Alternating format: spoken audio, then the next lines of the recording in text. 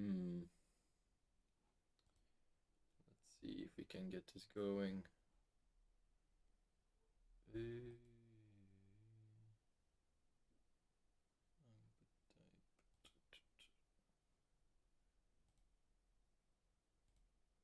like this. Can we do this then? Hello and welcome to another episode of the Before Tomorrow Begins podcast. I'm your host Beinj, and today we're taking in maybe it's a bit soft, but today we have a special guest, actually an alter ego of mine. The brain is double Beinj. Let's go. No, I'm just kidding. I don't know how the audio is. Maybe it's a bit better right now, but we'll just go with these settings and we'll see along the way how it goes. So the topic for today is gonna be insecurities. I found that a lot of people wanted to talk about this, but not many seem to be interested in sharing them in for public perception. So yeah, for now it just be me, and hopefully some people can join the conversation later on. But we'll see about that. Oh yeah, the mass is joining. You know, if you're in a waiting room, that I'll add you, right? That's how it works. So yeah, if you don't want to get added, don't sit in the waiting room. Otherwise, you might get picked. So I actually was hoping for having a conversation with different people, but since we're starting off alone, I think it's best for us to just go through what is a insecurity, why do we have them, where do they come from, and which ones do I have, and then I also have some questions from other people. Let me take these ones already. Read more. Wait a second. Did we crash? What happened here?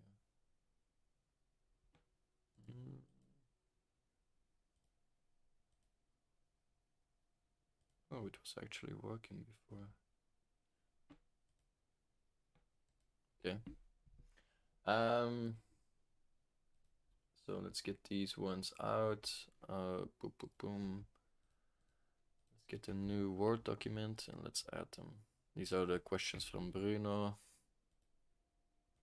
So we can add them later, or we can answer them later. Boom. All right, so first, let's go to my real co-host, ChatGPT. What up, chat? Is this actually good audio or not? I don't know. But yeah, let's just use ChatGPT to be my co-host for today. Maybe I should mute one. Let me check. I was trying to do both, but I think we'll just stay with one.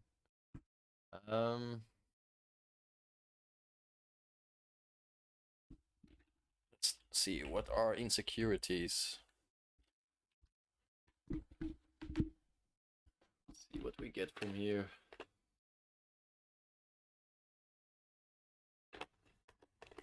Thinking.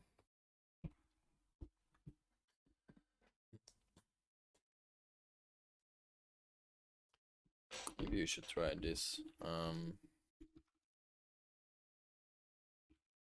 Read chat in voice or something. Maybe that's nicer. Ooh, AI powered voices. Say less. I like Good Davies. evening. We have a packed show for you, including new developments in the economy and an in-depth analysis of the latest international stories that you'll want to know.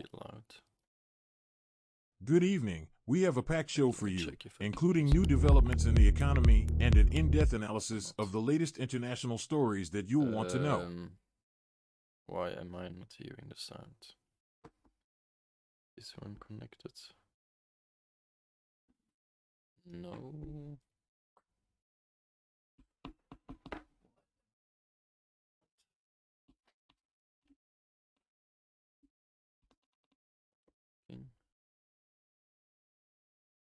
Good evening. We have a packed show for you, including new developments in the economy and an in-depth analysis of the latest international stories that you'll want to know.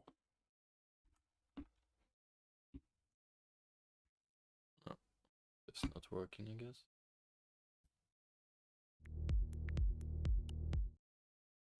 What is going on here?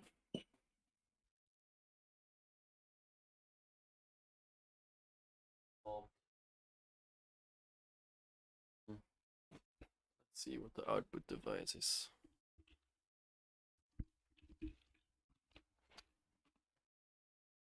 What is this one?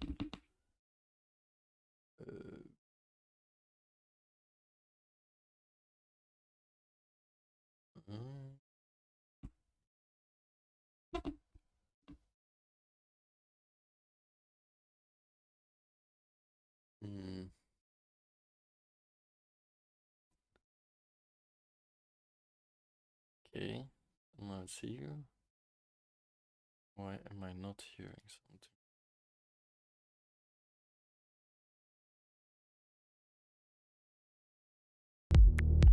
Okay, now it works.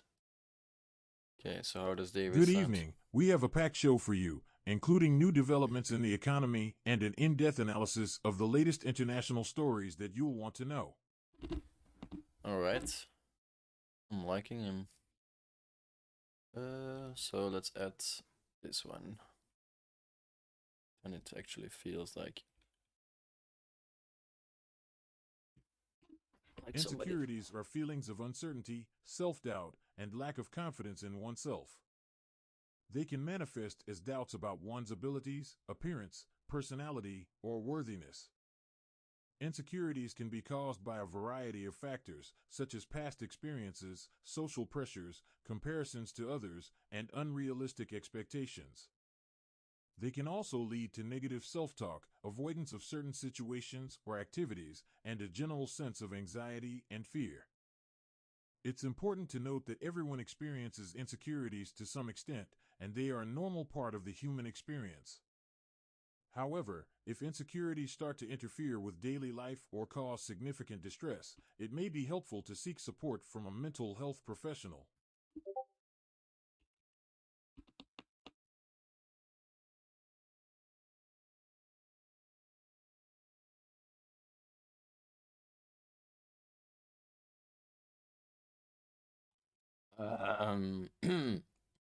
What, I'm not live yet? Let me check. I think I'm live, right? Oh.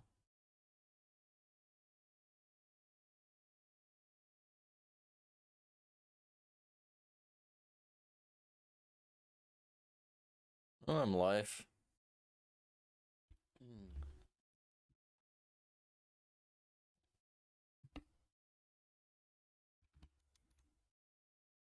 It's on my main channel right now, so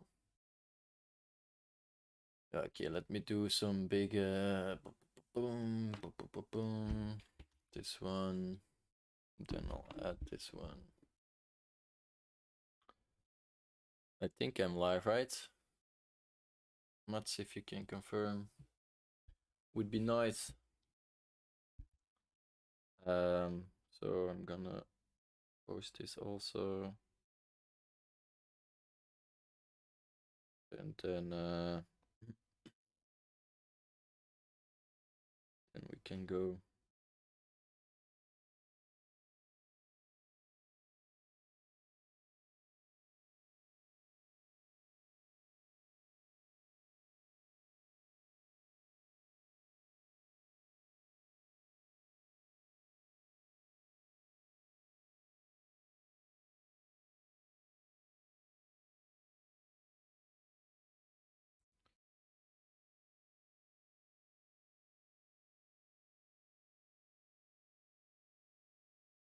Right, then we have this one, boom, boom,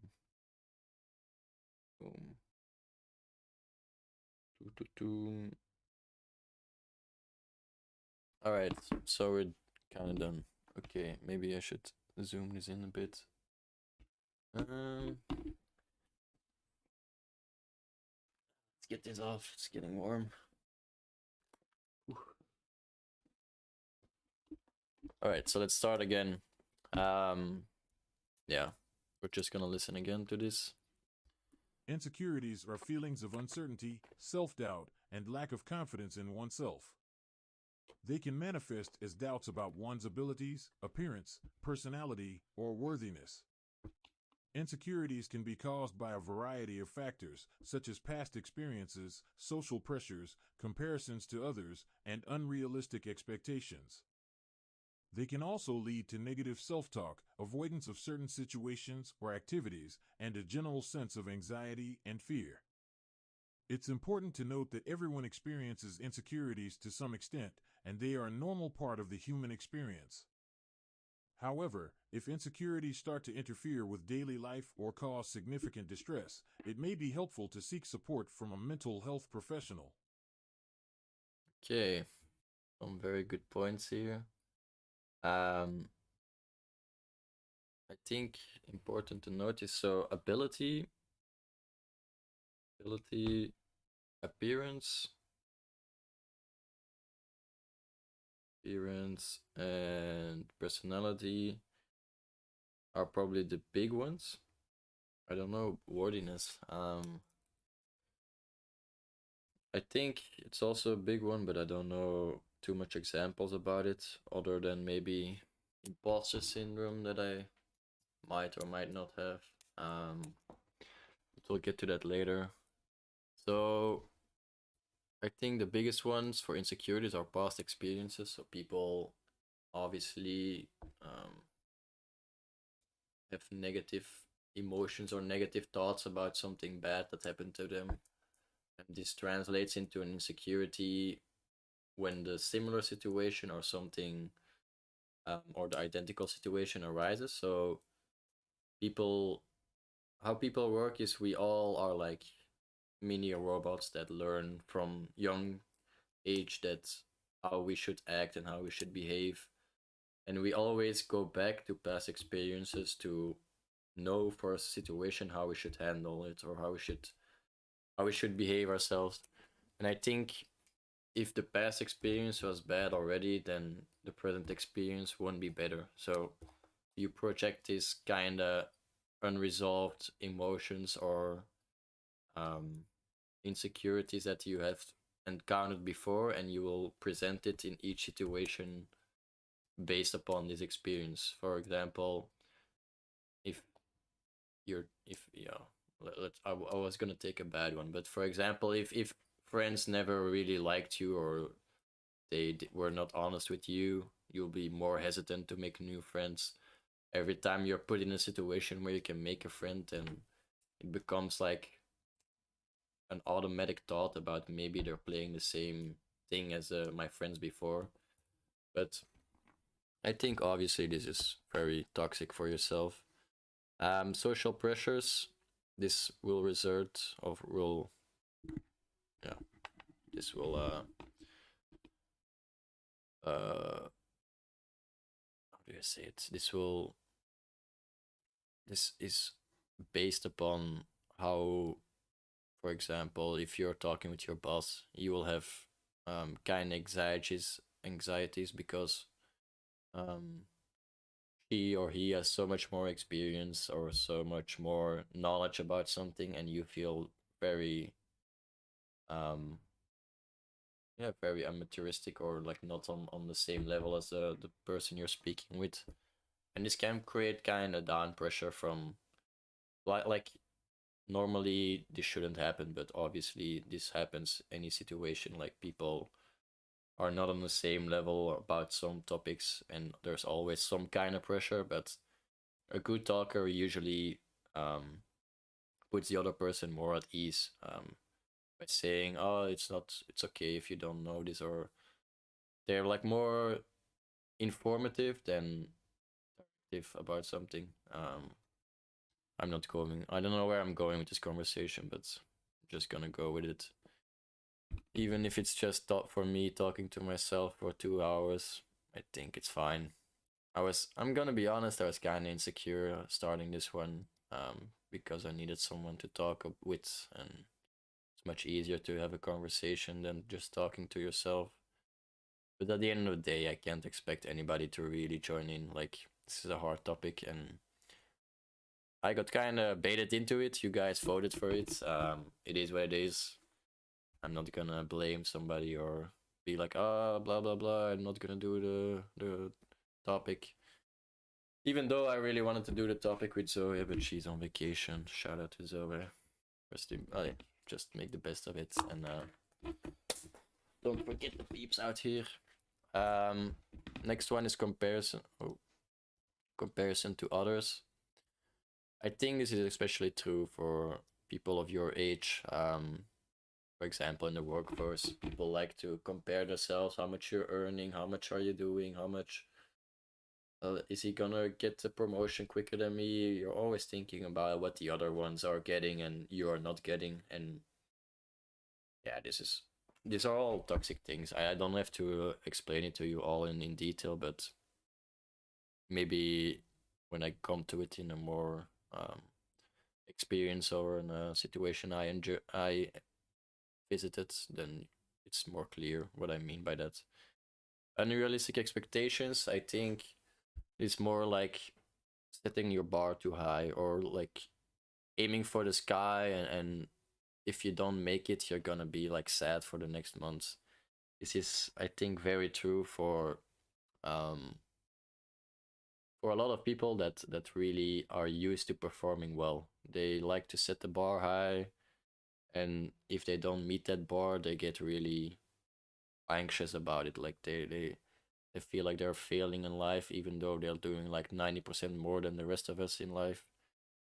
They feel like they have to reach this bar, and if they don't reach it, then it just means that they are bad or not good enough, I guess. Um,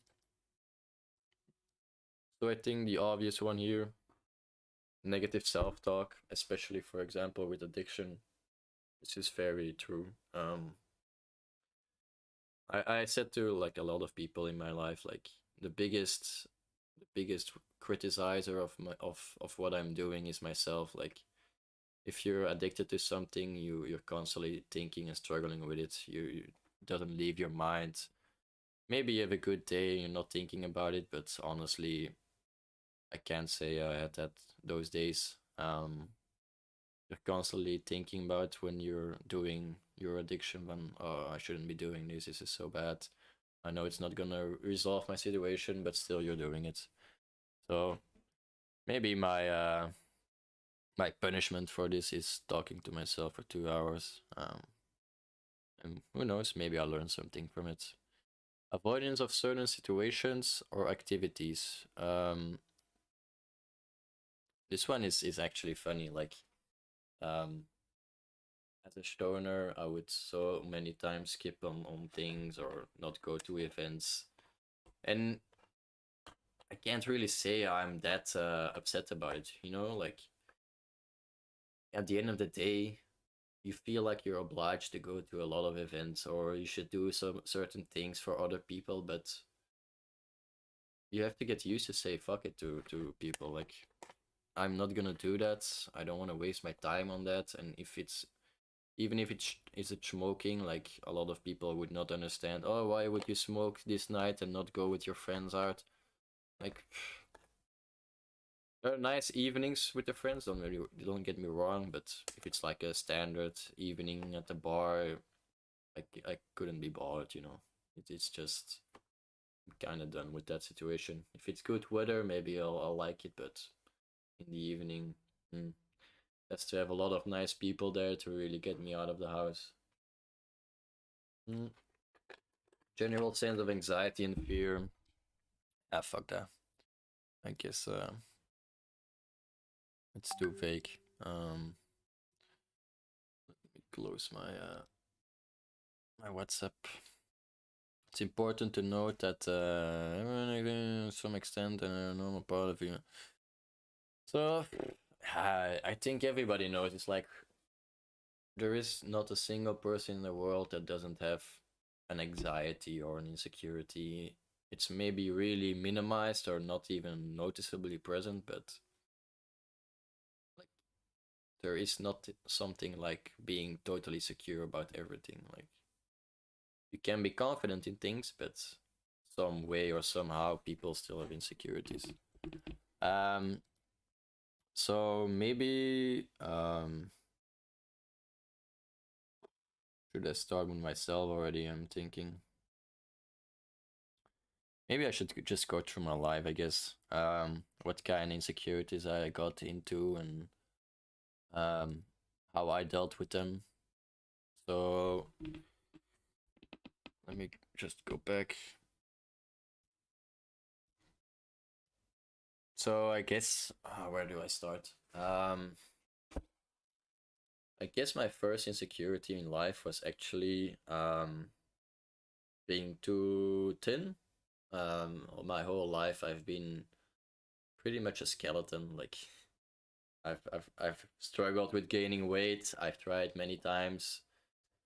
People say, "Oh, you haven't done the right thing, the right food, the right sport, whatever." And I can totally believe that. Like I haven't tried everything, so there might be still some things out there for me. But at the end of the day, I kind of accepted who I am, and the fact is that um, it's easier to rationalize it for yourself. So first, I want you to distinguish: can I do something about it? I can say, yeah, I can eat more, and I tried that because I thought it would make me happier if I was a bit more fatter or less lean. But at the end of the day, I kind of stopped doing that because I was like, I'm not really gaining weight. I maybe gained a few kilograms in a half a year or something, or a couple of months. Um, but I was more content or more satisfied with me actually not having to sport. So I kind of saw the good thing in it. For like, okay, I'm not really muscular, or I'm not really this great looking ripped guy that gets all the chicks. No, but at least I don't have to sport. I can eat anything I want. So I think one of the first things you have to do for yourself is, if it bothers you, that's for obviously the first one, but I think insecurities bother everybody, except if you have like a few of them and you're like, okay, I realize I have those, but I can kind of ignore them, and when I act strange, I know it's because of that insecurity. But basically, if you care about it too much at the point that you want to change it, I would say first, is it changeable? Like, can you change your insecurity into something else? Like, if genetics determines that you are gonna be thin in life, you can not do much other than accept it. Like, I had to accept I was thin, I had to make the best of it, and I started doing this by actually looking at the positive sides of being thin. Don't have to sport, can eat anything I want. Um, I fit in all my clothes. Um, I was getting tall, so that was also being a bit insecure. Um,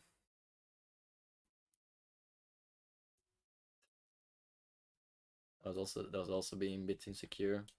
Um, but actually, I kind of got over that because there are also benefits to being tall. I can look above people, like in the crowd, like, hey, where is a friend of mine? Or hey, how is this artist looking at the front stage? Like, I always had a great view. So I think the first like physical appearances for me, um, it didn't really bother me that much at the end of the day. Like, yeah, it did for a few years, but once you get older, you're like, okay, this really doesn't matter as much as I thought it would. Like, I still got like um, relative success with girls. I still was able to enjoy eating everything. I was not too tall. I was not. So maybe these are not some extreme examples, but for me, it was really easy to beat that one, I would say. So for me, the physical appearances, if it's really bothering you, you just have to accept it and work for it. Like if you're fat and you cannot accept that you're fat, then I don't know what you want me to tell you. Like, first, accept that you're fat. Secondly, go to the gym, eat less, go see a personal trainer. um take it serious. Like, if you're actually bothered by it and it influences your day life, just take it serious, analyze what's happening, why it's happening, and try to come up with a solution. And if you cannot come up with your own solution, talk with other people. Like, today I wanted to talk with some other people in securities, and if anybody has them, you can always join. But it's okay. Like, there are people, there are opportunities, you just have to take them. And I think this one sounds easy, but I know for a fact with my other insecurities that it's much harder to actually take the hand or wanting to be helped. It's much more. You always want to do it on yourself. You always want to be the one that beat it, or I did this by myself. Like, I especially have a big thing for that, as you know. But it got better. Like, I accepted that I cannot do everything on my own. I started relying more on friends and family or my colleagues. And at the end of the day, that's the only thing that really matters. Like, you're not alone in this.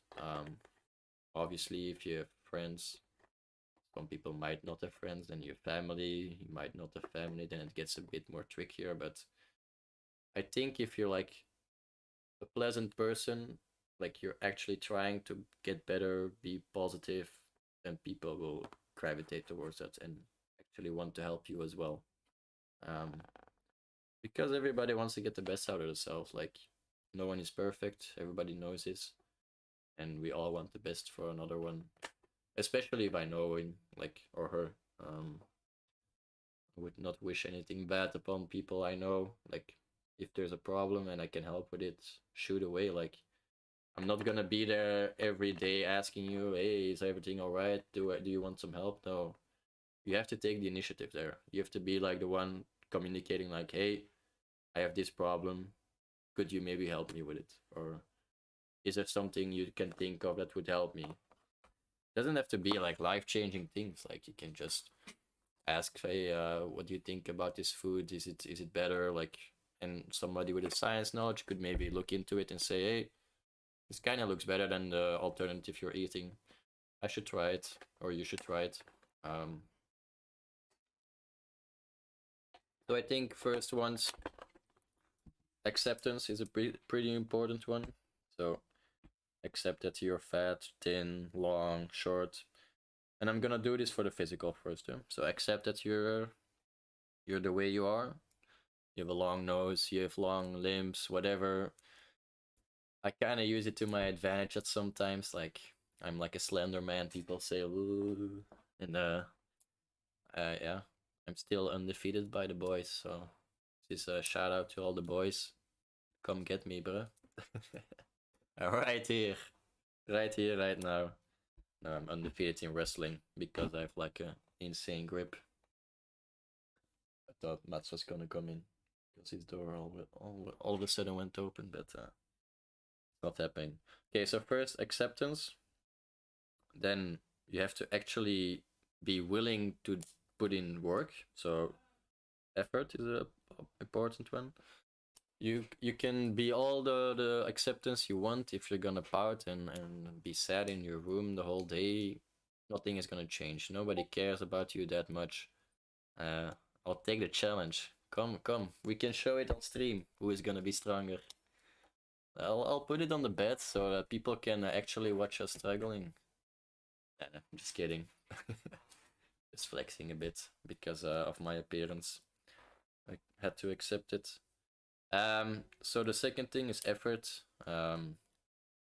If you're not willing to put in effort, don't expect other people to put it in. Like, nobody cares enough about you that they would actually be, hey, I think you should do this every day, or I'm gonna be like at your door every day. So yeah, I was looking if I didn't crash. For example, one of the stories I can tell here, like, it's not the same, but it's like a similar sense. Like, I have this friend that was not really doing the best work in school, during the exams he would not wake up early and he would like sleep in, and I was always, or most of the time, the one that wanted to get things going, start studying in the library. It was not that early, but it was earlier than him. And at some point it was kind of untold, but I was the one who's gonna be his alarm clock, waking him up, getting him out of bed, getting him to the library. And I realized I had to stop that. Like that, it's not my job. It's nobody's job to fix somebody else's life. Like they have to fix it themselves, and if they don't want to fix it themselves, you can say all you want, but it's not gonna do anything. So effort, second one, very important. So we have acceptance, effort, and then the next one is reaching out, I think. So reaching out to the people that can actually help you, explain your situation, explain what you might expect from them if they are able to give that. Don't expect everybody to be able to, but it's not bad to have expectations like, hey, you're a health coach, maybe you can get me fitter. Like kind of an obvious expectation, but still it's not a guarantee that this guy will actually or girl will actually get you fitter. So always be realistic, think about that not everything you ask for or do will actually result in the thing you want it to be. And that's pretty much it for me. um Acceptance, effort, reaching out. Is there anything else? Maybe part of acceptance for me also was then looking at the bright side. It's kind of cliche or whatever, but like if you're fat or something, it also has benefits. You don't know how much cold I endure. Like for people that are skinny, this is like common thing. Like we are colder much quicker, and it's just like, oh, but you're skinny. Yeah, but I'm fucking freezing off my ass off here, you know? Don't fucking. Oh, why am I swearing so much? It's just because I'm alone, I guess. I want to try to be a big guy. That's my insecurity coming in, you know? See? Analyze. And then you'll get better. Alright. So I think that was the first story for me. Acceptance of my physical appearance.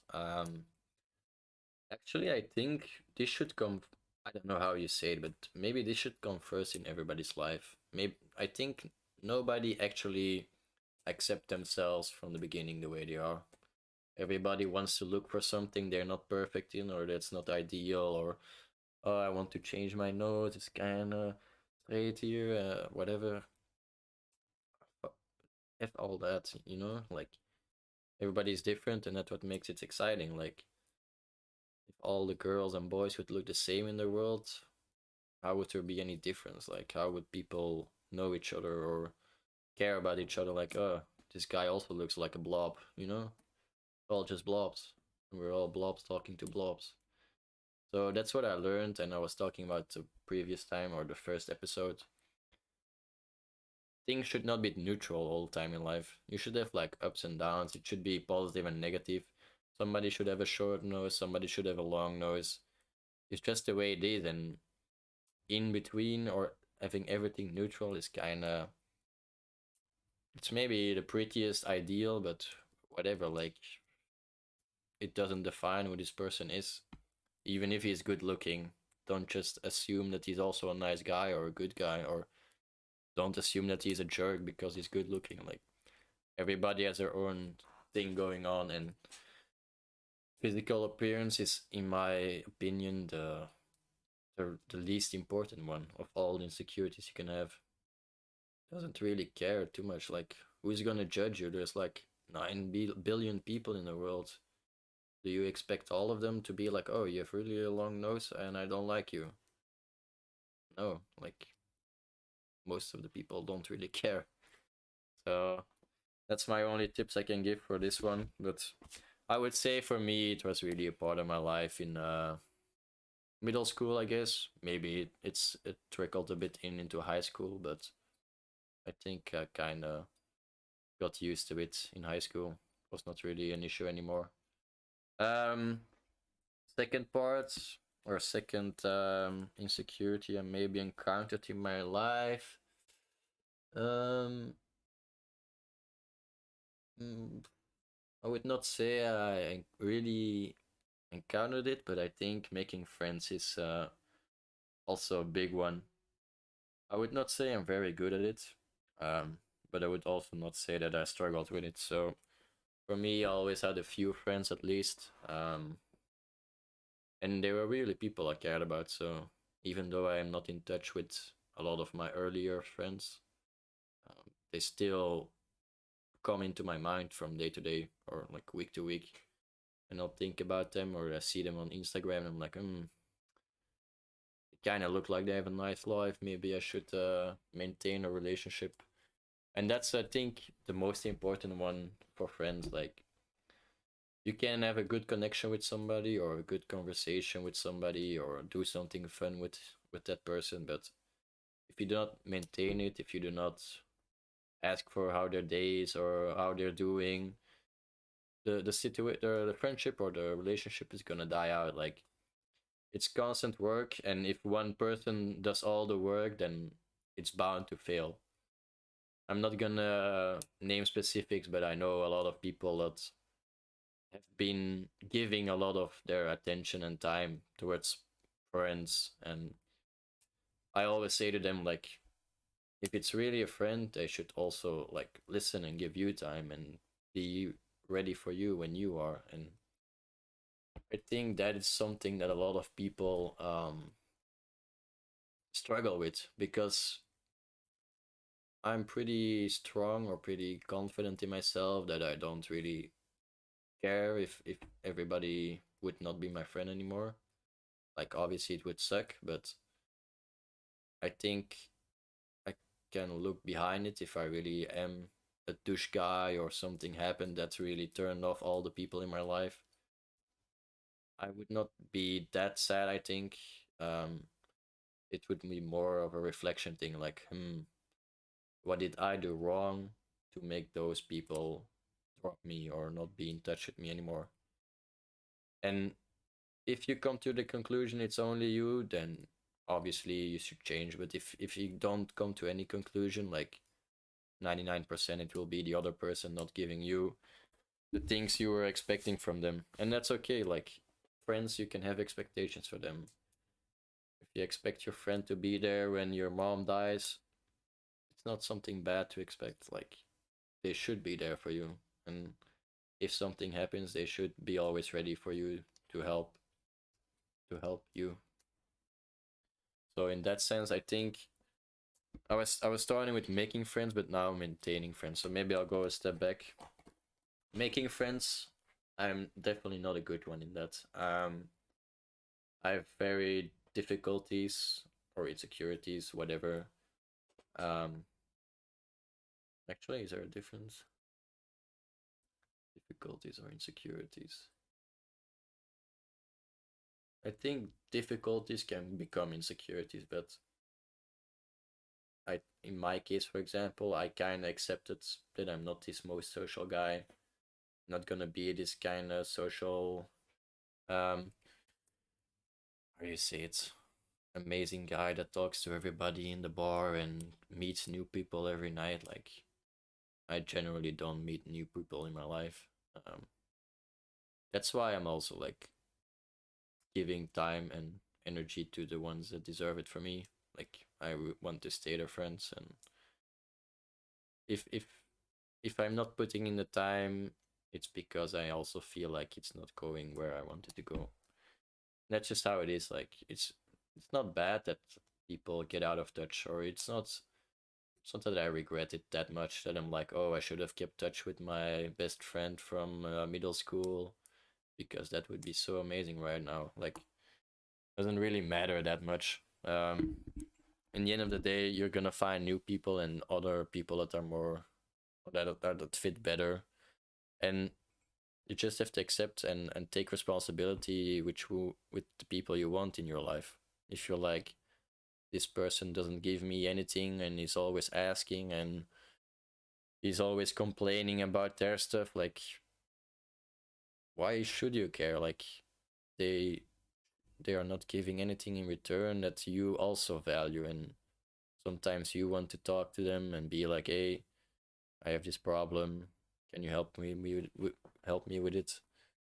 And they will not help you, and then you're like, oh, okay, I had nothing gained from it.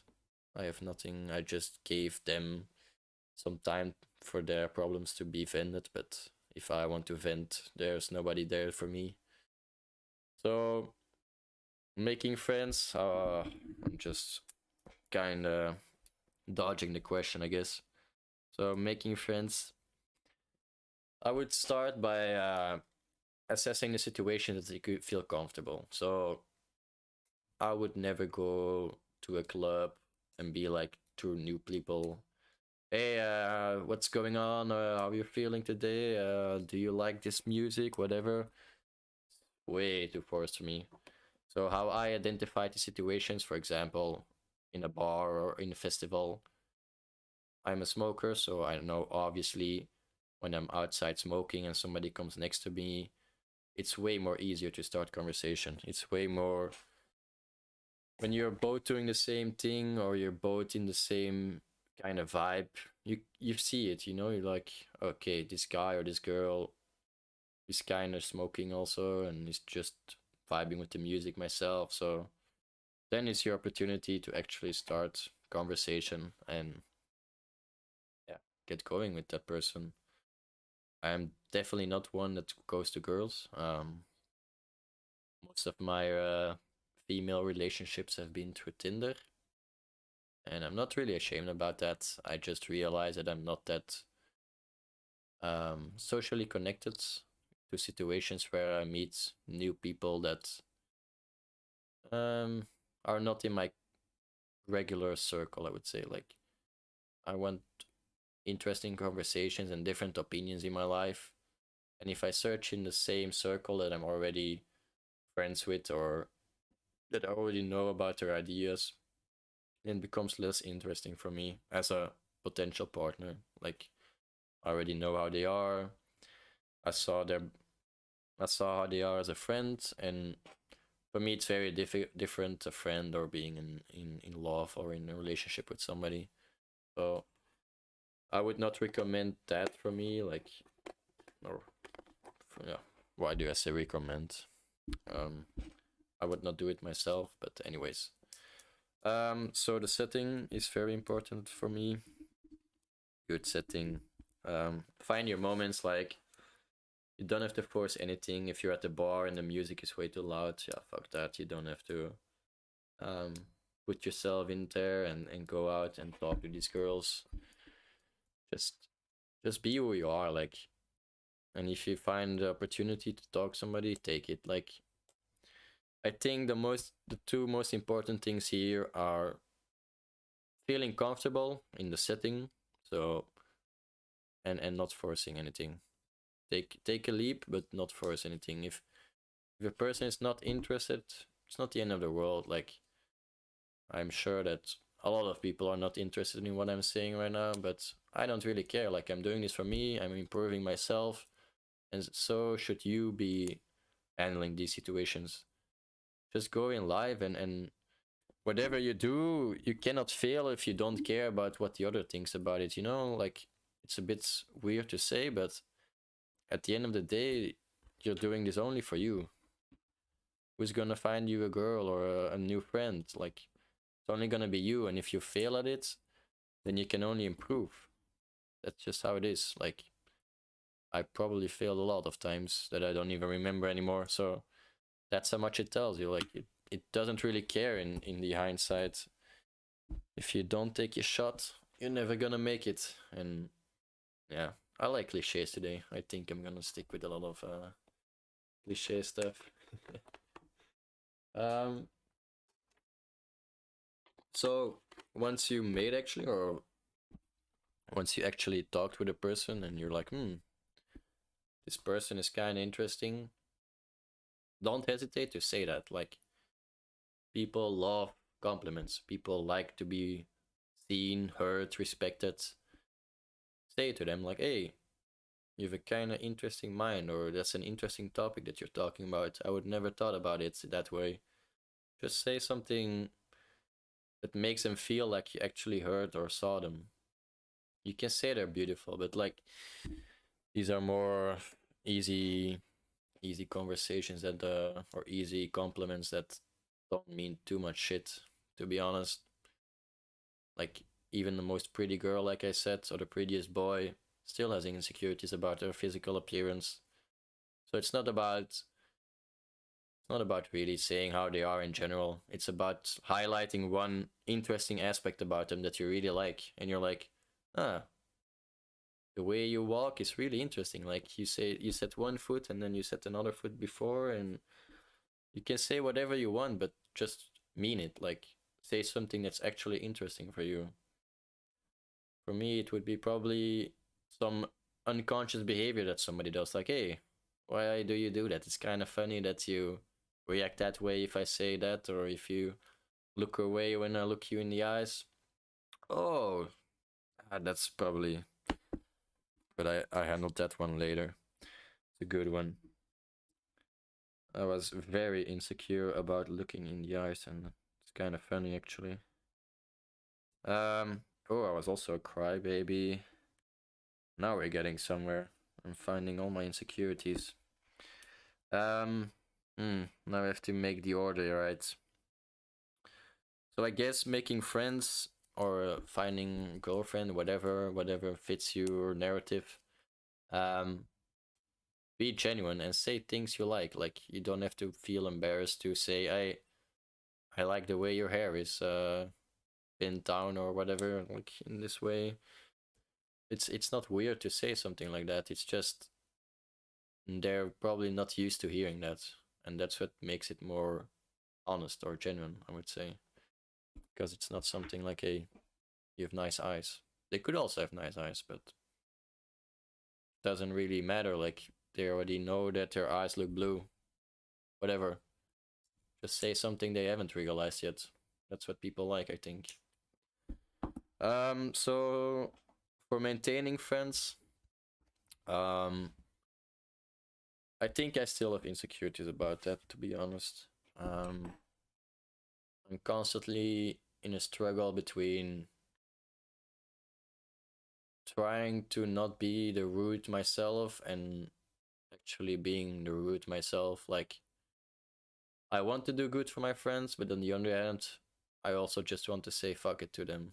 You know, like sometimes they're like, oh, why are you leaving or why are you not coming tonight? And I'm like, yeah, I just need some time for myself, or I want to game, or I have something else planned with somebody else. And they shouldn't really, like, in my opinion, they shouldn't really question that much. Like, they can push back a bit, but if you're like, no, I don't want to go anymore, or I don't want to do this, they should just accept it. Like, you cannot force people, like today, I cannot force people to come on the podcast. It's something I want to do, and I shouldn't feel guilt, or they shouldn't feel guilt or feel obliged to come talk with me. Like, if you don't want to talk with me, it's fine. Like, let's just, I will just sit here and 2 hours do it all myself. And I was kind of bummed out, I'm not gonna lie, in the midday that nobody wanted to join. Um, but now it's actually kind of interesting because it opened up a new challenge for me. Can I talk to myself for 2 hours and not sound crazy? You know? Kind of the weird things in life. I don't know where I'm going with this. But yeah, I think one important thing I want to note about making friends, make sure that you respect your own time about that. Like, you can do a lot of things for friends, and maybe 70% of the time they would not do the same things for you in the similar situation. So just think about what are you willing to give and what are they willing to give, and make there a balance between it. Okay, I'm giving you this much of time or this much of my money or this much of whatever. I can expect this to in return. And if they can't provide it, you can tell them about it. Like, hey, I feel like we should have hang out more, or I feel like you've been ignoring me. And it will be very clear. Like, if they realize they're actually doing that, they will say, "Oh, okay, fuck, I'm sorry. I did not know, or I was not aware, or I was too busy, and they will actually make it up with you. They will try their best to feel you appreciated again, to make you feel appreciated again. And I think that's one of the better friends. Like I'm not gonna go in specifics, but some people come and go in my life, and sometimes I talk more with them, and sometimes less.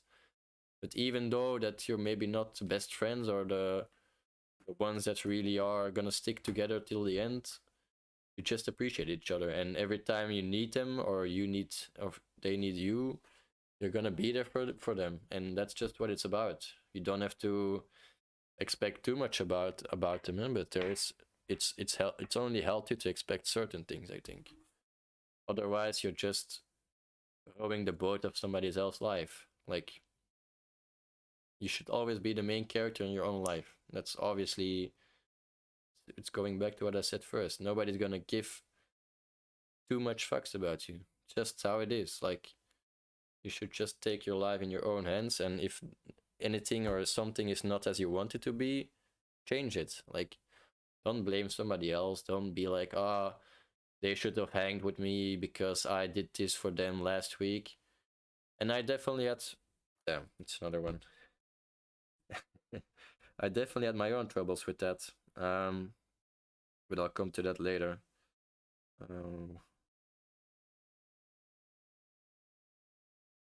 Okay, so maybe enough about friends now, because it's getting that kind of repetitive. I'm saying the same things, and I don't like that. I want to be efficient with it.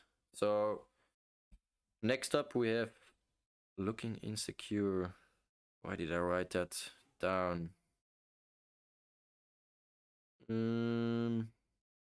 I had it was with eye contact. So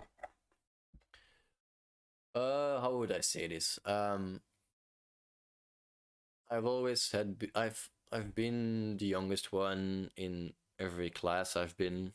I always felt like I was out of place. I was never fitting as good as other people are. Like, obviously this is just in my head, but it was always like something I could not control was happening to me, and I felt like I could not do anything about it. I was always like, this thing is happening in my life, but I don't know what to do with it, and I just ignored it. And this kind of translated itself into me not taking full action or full responsibility in conversation. Like, I would not be able to look people in the eyes. I would always stare down. My parents actually got me tested for this. They went to, or I went to, how do you call this? Behavioral psychologist or whatever. Somebody that's actually familiar with the different behavioral traits that certain types of people have. And I think I was like 12 or 13 or something, and I did all these tests, and I filled them in, whatever. It doesn't really matter the solution. And they were like, oh, okay, you have Asperger's syndrome. And since then, they're always like, oh, you're that guy. Or like, they wanted to label it like, oh, okay, it's just because he's this kind of autistic person that he does these things. But for me, it didn't really change much if I knew it or not. It's like, okay, now I can use it as an excuse, I guess, but it doesn't change my situations. Like, I'm still gonna be uncomfortable talking to people. I'm still gonna be struggling with eye contact, and in the end, it didn't do much for me. Like, my parents were very relieved. So, okay, now we know what's wrong with him, I guess. But for me, it was like, yeah, I'm still the same guy. What I'm gonna do with it? So I actually started working on this. I started forcing myself to make eye contact with people. Even now, sometimes I feel like I make too much eye contact and I actually stare at people. It's like a game sometimes for me. Like, I'll stare until it makes them uncomfortable, and then I know, like, at least I'm not the one looking down first. And it's not about making them uncomfortable, it's probably the side effect, but it's just about me making myself more secure. And it's probably an insecurity I haven't dealt perfectly with yet. But yeah, that was something I had to. And I think this one is maybe more in the identity category. Like, I was not confident with who I am, what I was standing for in life, what I was thinking about, what my thoughts were, if people were interested in that. I I guess I kind of minimalized my own impact or my own vision on life and how people, like, I always thought like my vision didn't really matter or my perspective of something didn't really matter. I felt like other people knew better, and that's, I think, where it kind of started for me to be really introspective. And I think it opened a lot of doors for me, to analyze the behavior I have myself. Like, I'm very aware of what I'm doing. I'm very in line with what I'm doing. I would say I would not do something totally out of character or something. Maybe this one is a bit out of character, but obviously I'm trying to change and be a bit more open and try new things, see what I like. Kind of liking this right now, just like an open diary, it seems. Diary. Um, so for me, it was not really about being insecure. It was more about accepting who I'm. I guess it's the same thing, but accepting who I am and try to improve the obvious flaws that I have. Like, don't looking in the eye. It's something you cannot really. It's a skill you need to have in life. Like, if you can never look somebody in the eye, you will never have a good appearance. That's just how it is, and you can spin it whatever you want. It's not gonna change the fact that people will not see you in the same or hear you in the same light as other people that are able to look you in the eyes. So I think for me that was a big insecurity that I had to overcome. And yeah, like I said, I don't know when I overcame this, um, but along the way I just started challenging myself to look people in the eye, talk about my feelings, say what's wrong, why I don't like it, and just be honest with myself. I think a lot of a lot of good things that happened to me started with me being honest to myself. Like, okay, I fucked up. Okay, I'm not good at it. Okay, I'm good at that. You can also acknowledge the good things about you, and people don't do that often enough. I think one, being introspective or reflecting on yourself, to actually acknowledging what is going good and what is going bad with themselves. Look at yourself for a day or go for a walk and just think about, how did I handle that situation? If something bothers you, if something is on your mind, just look at first, like, in your perspective again. That's the POV you have. Like, what did I say? What did I do? How was my body language? Um, when did the person or people actually kind of shifted? Like, you can have a nice conversation and all of a sudden it goes totally wrong, and you're like, wait, what happened? I don't even remember doing something. And then after a while, you get like, maybe that question was really weird when I asked it, and then you can go forward from that. Like, okay, maybe this question is not a good time to ask something like that to a person, especially in dating. Like, there's so much to learn from yourself and also from others, but mainly I would say the biggest thing about dating is being confident about yourself, knowing what you like, what you're looking for, what your interests are, and expressing those. Like, people love talking about yourself for once, but also love um, hearing about people that are excited about something. Like, if a friend is excited about a promotion or a new job that he got, like, tell me all about it, like, what are you gonna do? What is the next thing? Where do you see yourself going? How much are you earning? Like, it's all, they can be shallow questions, but people like to be excited about something, and other people like to see that. Like, obviously your family will always be excited if you are excited. Like, that's what they do for you. Like, they are there for you in the times that you are excited, and they will be there in the times for you that when you're not excited. So be just completely honest with yourself, and then you will only improve. And then the second step to this insecurity. So the first step is looking at yourself. The second step is looking through the eyes of the other person. What did they say? How did they react? How would they feel if I said that?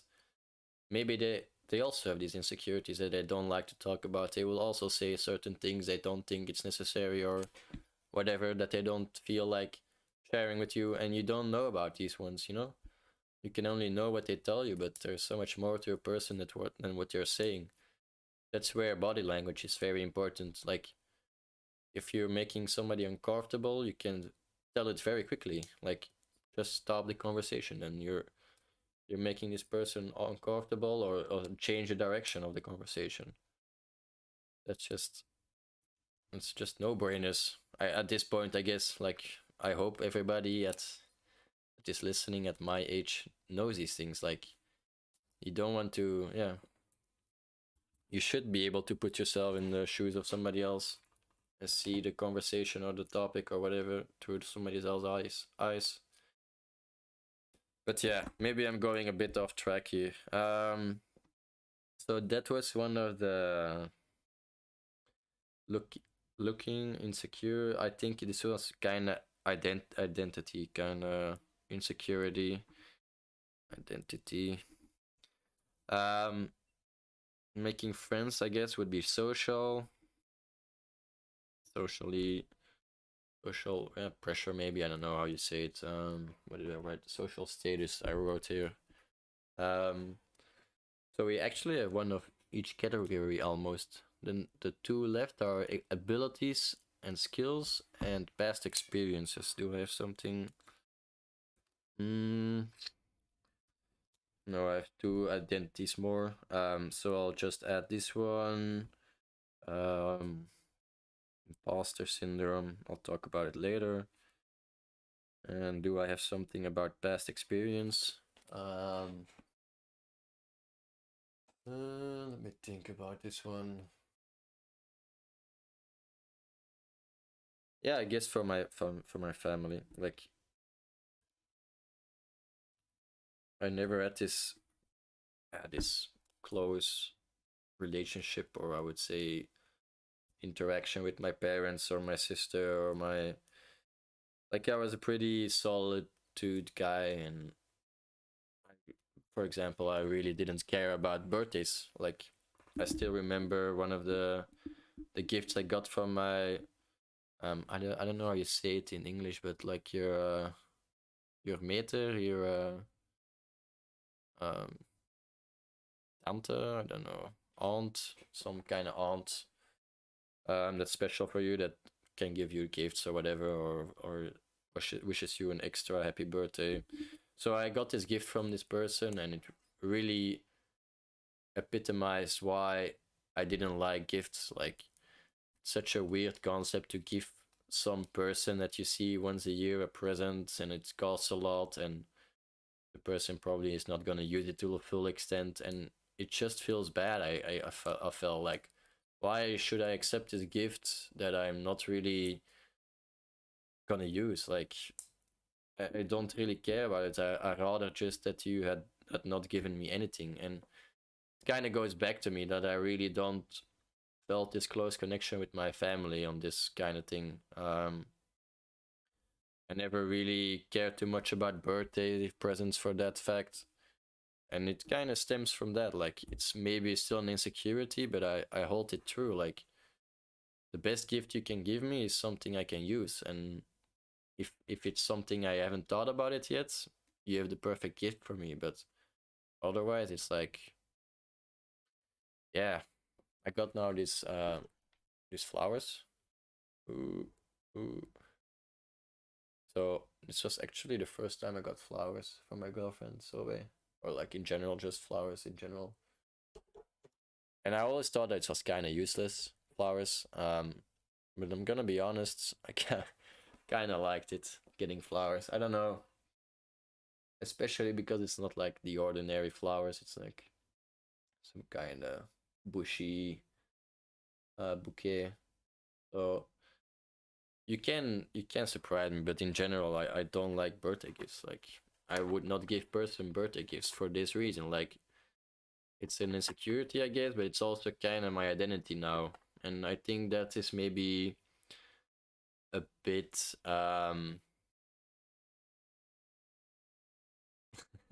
Godfather. Thank you, Ian. So about the meter, it's Godfather. So I think that's kind of tricky, I would say, that sometimes your insecurities become part of your identity. And for me, I have too little experience about that to actually be able to say like if that's healthy or not. I'm also like 27 now. I had my birthday 3 days ago. Um, so I am not an expert on this, but for me, like birthday gifts, I don't know. It's not something I really take part in or enjoy that much. I like something to eat, something to drink, but I really do not expect this from anybody, even my girlfriend.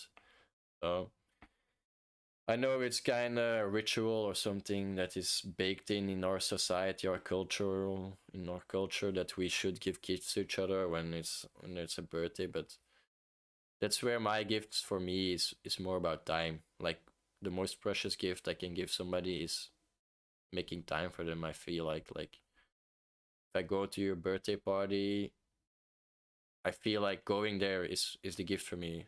I know this is really selfish and really egocentrical, but in the other way, the most valuable thing for me is my own time. Like if I give you my own time, it means I really like you and I feel like I'm not wasting it spending with you or giving it to you. So for me, that's way better than any gift I could ever give somebody. Like, would you rather actually have like a bottle of wine for a gift that I bought in a night shop just 2 minutes before, or that I'm just being honest, like, hey, I'm here, let's just have a great time. Like, that's what I'm here. So I think that's is also a big part. Maybe this one is actually the past experiences and like I didn't had a good experiences with gifts. Um, the one good experience I had about gifts was actually getting a PlayStation 3 for Christmas, I think, somewhere. And I actually abused it. I played so much PlayStation 3 that was pretty much, yeah, I don't know. Like it's like getting the one thing you really need in your life and somebody gives it to you, you're like, okay, I will use this forever. And I actually did. Like the PlayStation 3 was something I played with for years, like 4 or 5 years at least. So you couldn't have given me a better gift, something that I can use. Um, Next one. I'm getting a real list here about all my insecurities, and it's kind of interesting that I have so many and so little left. It feels like, but yeah, part of identity or not, I don't know if it's healthy. Maybe anybody else can give me some light on that, what they think about it. But I feel like that's pretty healthy for me. I can see also why people would say, oh no, you should still keep giving gifts. But for me, it's like, I'm kind of satisfied and it's okay for me that I'm not able to give people the gifts that they were expecting. Like, I rather disappoint them and just say honest, like, hey, I don't do gifts, than be like, oh, here is a bottle of oh, a bottle of wine that I bought 2 minutes ago, and it's 20 euros that I paid or whatever. Like, it's just trash, in my opinion. Next insecurity that I had, being a crybaby, and it's kind of funny. I don't know where it stems from. The only thing I can think of is that if I cried, then my mother would be more willing to do the things I want or drop the conversation. But basically, when I was young, I would not be able to have a normal conversation or a serious conversation. I mean, with anybody. Normal conversation, that would be okay. But once you start saying like, "Hey, this is not good," or maybe you should do this, or like if I felt any kind of critique towards me, I would start crying. Like I think my dad can relate many frustrations of him to that. He was not able to have a decent conversation with me about these things. I would not have it. It's not that I didn't want to have it, it's just I couldn't handle it. Like I couldn't keep back my tears. I start crying, and then I would not be interested in talking anymore. And I guess now I'm thinking about it, it's probably a coping strategy of not dealing with tough situations. Like if anybody has any difficulties with me or any remarks about me, I would not know how to handle that. And that's, I think, why my defense strategy was something innate. Like, I think for babies, it's the same. If you say something bad about them, or about kids, if you say something bad about them, they always start crying. So I think this is something that stayed in my system for too long, until I was actually in high school, I think. So it's a lot of years that I was pretty unreceptible for any negative feedback or any constructive feedback. I would just not have it. And I think probably was part of it, why I couldn't look people in the eye. I felt like I was not enough. I don't know. It's all one soup for me, and I got through that by accepting who I am as a person. Like, what do I care about? What do I want to see in my life? Where do I want to spend my time on? And what's actually important for me? And I think it's easy to talk about now because I have gone through it, but I'm not sure if how I would do it again. Like how I would help somebody else get through that. It's something logical for me because I had a lot of introspection, but I don't think that is the way to go. Like, I think there are different ways, and sometimes it will be in your reach that you can do something, sometimes it will be not in your reach, and then it will only be how you react to it or how you interpret it. And that makes it more difficult, I think, to deal with it. So identity insecurities,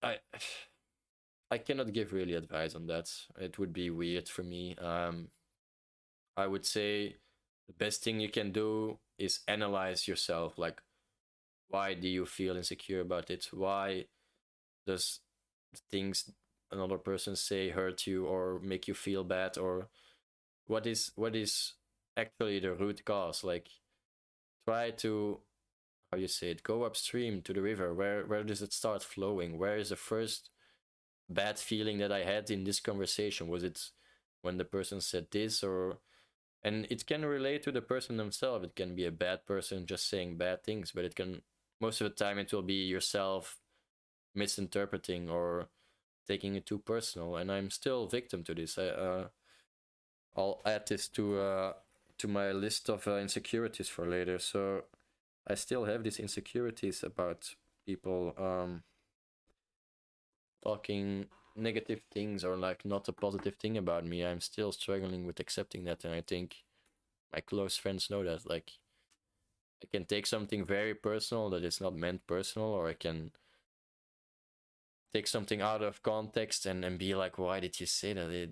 You're just triggering me for no reason. It was maybe never their intent to trigger me. Sometimes it is, but most of the time, I think, not most of the time, like it happens from on a rare occasion that I would still be triggered by something that I don't know why. Like, the person didn't inherently said something bad. It's just I perceived it bad. Why is that? Why did I perceive it bad if that person didn't meant to hurt me? Like, especially when a friend says something, you if it's a good friend or somebody you like, you went through the stages from, okay, I did something for them, they did something for me, they were there for me in tough times, I was there for them in tough times. If they say something to you, they're never gonna be with bad intent. Like, it's always gonna be to help you or to have conversation with you. So if you perceive something bad that's coming from a good friend of yours, it is your own insecurities that are talking. They are taking control of your emotions, and you should be able to deal with them, but at this point you are not. And it takes a lot of self-reflection to figure out where did it stem from, where did my insecurity start, and which was the trigger. For example, I have this finance group with 2 other guys, and sometimes I feel like I'm being personally attacked, but it's just they're making financial remarks about something, and I'm taking it personal, like, oh, they do not see it my way. They must be out there to boycott me or something like that. I always think then the bad things are, and I think everybody has this, but it's more important to know when when these situations happen. When are you feeling like you're being personally attacked? Especially if you're talking with a friend, like, yeah, they don't do that shit unless you're a bad friend. So, or unless you're really oblivious to it. Like if you're being a dick to a girl or a boy or another friend for a whole year or something, and then they're being rude, then it's like, okay, they see no other option than being rude to you as a solution. So always start from yourself, and if you cannot figure it out on yourself, ask somebody else about the situation. Like for example, I had this situation with my sister. She was trying, I was asking if I can borrow a vacuum of her. She was like, no, but I'll sell it to you for this price. And I was like, she has like a whole calculation about the price being. And then I was like, wait, why am I paying for, like, you're my sister, right? Like, we should share these things. And I don't get it why you're making this so complicated, making a formula for how much it's worth to you.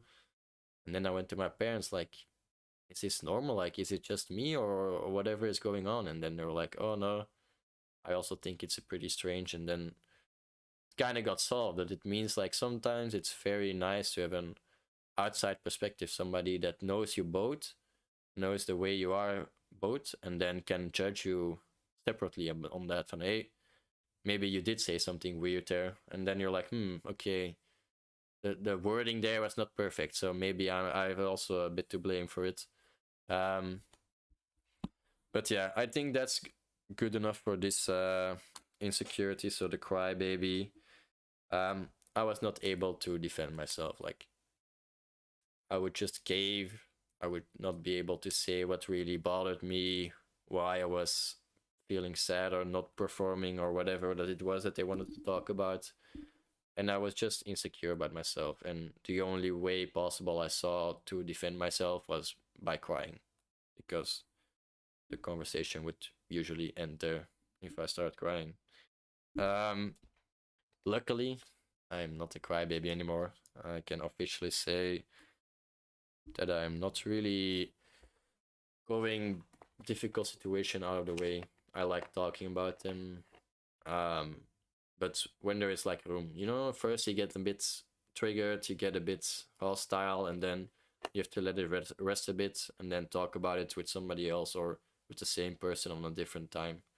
And that's how you resolve things.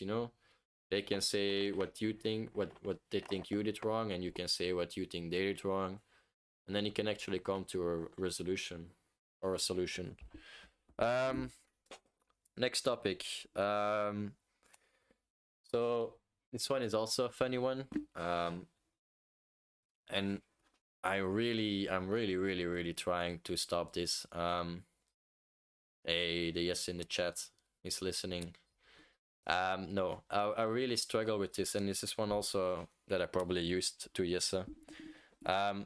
Is I would keep a list of things that bothered me about something or someone, and I would not say these things or I would not speak about these things, but I would always keep it in the back of my mind. Like if somebody said something negative to me, I would bring the list to the front, and then I would rant about all the things they did wrong to me.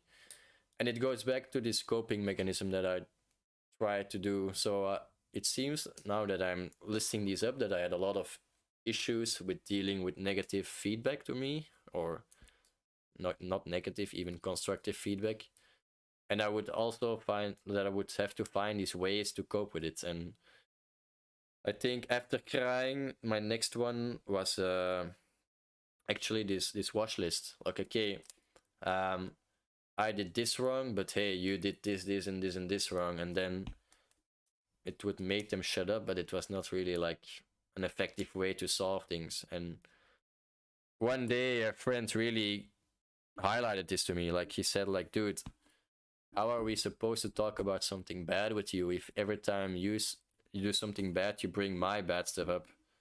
And I don't even know where they're coming from. Like, you're saying this so out of place, out of context. That made me realize, like, if it's really something that's bothering me, I should say it whenever it occurs. Like, if your friend is treating me shit, I'm just gonna say, like, hey, what the fuck you saying? And if they don't see it that way, I'm just out of there, you know? Like, I'm not taking that shit. I'm not gonna put it in the back of my mind on the list and then use it later because it's not as effective anymore.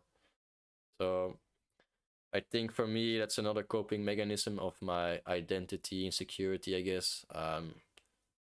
It seems like I had a lot of troubles being challenged to my identity.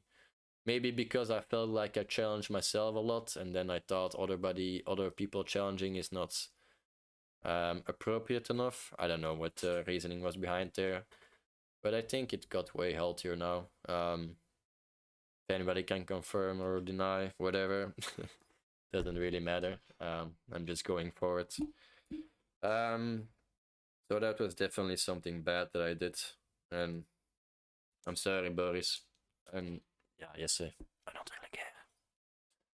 So next one, imposter syndrome. I think this one is a big one. It's a hype word or a buzzword for the youth these days. I think the problem with this is, and we talked about it in the previous episode, the world is evolving to be more quicker and more short term and more focused on getting potential and getting value in the shortest amount of time. And the problem with this is that a lot of times you feel like you're not in the place to be making decisions or be making these kind of remarks or I am a rotsekske, but still don't care. So a lot of time people don't feel like they are in the right place to make decisions or to be there or to make money or whatever. And I especially do feel that, like, there is so little training nowadays. Bosses expect you to work, like, I was working less than a year in this company, and they were already sending me out as if I was an expert on this case. Like, oh, you have read this book. Now I can make the customer pay 120 euros an hour for you. And I was like, wait, I barely know anything about this topic. Like, what the fuck am I supposed to do? I don't know how to do this I barely know how to do this theoretically, let alone do it practically. So I felt really not really insecure, but I felt like it was not the right place for me. Like, I was not gonna be this guy that knows about this stuff or do this stuff. And the only thing I can say about that, I still feel a bit that way, but the only thing I can say about that, like, nobody knows jack shit in this world. Like, everybody likes to pretend they know. Every consultant likes to say they know their solution to your problem. It ain't shit, you know. The only thing that works is the things that you find working. If you think a solution is working, it will work for you. And if other people don't see that way, reason with it. Like, why is it not working for you then? What's the problem for you? And then you have to find a solution that's in between. Like, if I think this color on this board is gonna be the best for the contrast, and they say, oh no, but if the light shines on there, then we cannot see that color very well. So you have to reason with it, you know. Why is it something? And I think for people it's difficult to be confident in what they're saying, especially in a professional way. Like, for example, yes, I'm just gonna roast you a bit because you said the first two things in the chat. Um, he's like a bankier, or how do you say it, like a banker, and I don't know. Have you even made money with the stock market yet? I don't know. It's just kind of funny that people give advice like that quickly, you know? Like even me doing this thing, like I know jack shit about podcast or about insecurities, but still here I am talking about it for 1 hour and a half already. Experience is very rare these days. A lot of young people are very eager to make something out of themselves and don't have enough patience. That's also very true. But I think it's also kind of the society or the expectation is that people um, live up to their full potential, their full value pretty quick in life. There's also little room to be growing, I think. Like now we're 1 year. I'm sorry. I'm working 1 year already as a consultant for process optimization, but yeah, I'm nowhere near an expert, but still I'm being sent out and getting paid like yeah, like I'm one, and I'm like, okay. I see Jesse wants to join. Let's get him. Ah shit, he's already gone. Almost got you. Almost got you to snipe. But I guess he wanted some revenge for that comment. But no, I think it's kind of both ways. Like one, people are indeed eager to prove themselves and are trying to take the steps quicker and quicker. But on the other hand, the whole world or the whole society as itself is moving towards a shorter term. Like for example, TikTok is more like the most short term thing you can ever imagine. Uh, Stop baiting me. I'm gonna kick you, right? Why are you doing this to me? You're actually showing yourself. Okay. So for the imposter syndrome, I don't really have the solution. I sometimes feel like even I am out of place. The only thing I can say is if you're doing your best and they still want to pay you, like you're obviously the best person for the job. If I'm getting paid like I'm an expert and they're still happy about the work I'm giving, then I shouldn't really feel bad about it. Like I told them all the things I care about and that what I can accomplish for them, and if they still choose for me, that's on them, you know. If I make mistakes, it's part of it, you know. I should not feel bad about this. But let me invite the Yesa finally, because it seems he actually wants to join. But he's also in a league game. He's in a lobby. Aha, here we have some talker. There is some delay on YouTube or what? Yeah, it's a 5 second delay, so you should not open YouTube or you mute YouTube at the same time if you want to talk. All right, yeah. So that roasting comment, that didn't sit well with me. Okay, now you have to Of course, explain I haven't yourself. made money. Yeah, I didn't make money because my fortunes are tied with your fate. Yeah, you know, but You're blaming me for giving... it. Classic misdirection No, strategy. no. It's more like you show the potential of these risky strategies and also the downfalls. But you know, I think I've I shown you am a lot of downfalls already, so at this point, if you true. fall for them, it's on you, you know? Yes, it is on me, and it is also my inclination towards gambling that's drawing me in every time, again and again. Why not try to make a quick thousands with a lot of risk? Why wait a whole year? Yeah, it's not Sounds appealing. like my last experience. For I don't know if I shared it already, but basically I was up 1,000 euros and then I cashed it and I put it all in a more risky thing. And in the end, I lost about 4.5k in 2 days. So The I, last with the leveraged on the CAC. yes, it was a turbo from the brainless turbo bench on the Paris index. Very nice, very Very nice. nice index, but it always surprises you. It never does whatever you want. I think I've lost a lot of money to the CAC 40, but yeah, maybe we gotta stick on topic. So you were gonna talk about how you are experienced and how you're how you're giving Yeah, good no, advice. yeah, it's the advice I can give to people. It stems from me, from a personal interest. So Mm-hmm. I like the field I'm working in, and it's in a field where you can educate yourself a lot. And there is my clients, or just people who work 9 to 5 and don't really pay attention to anything in the whole economic world. So if you tell them the interest rates went down, they would believe you because they don't have a fucking clue.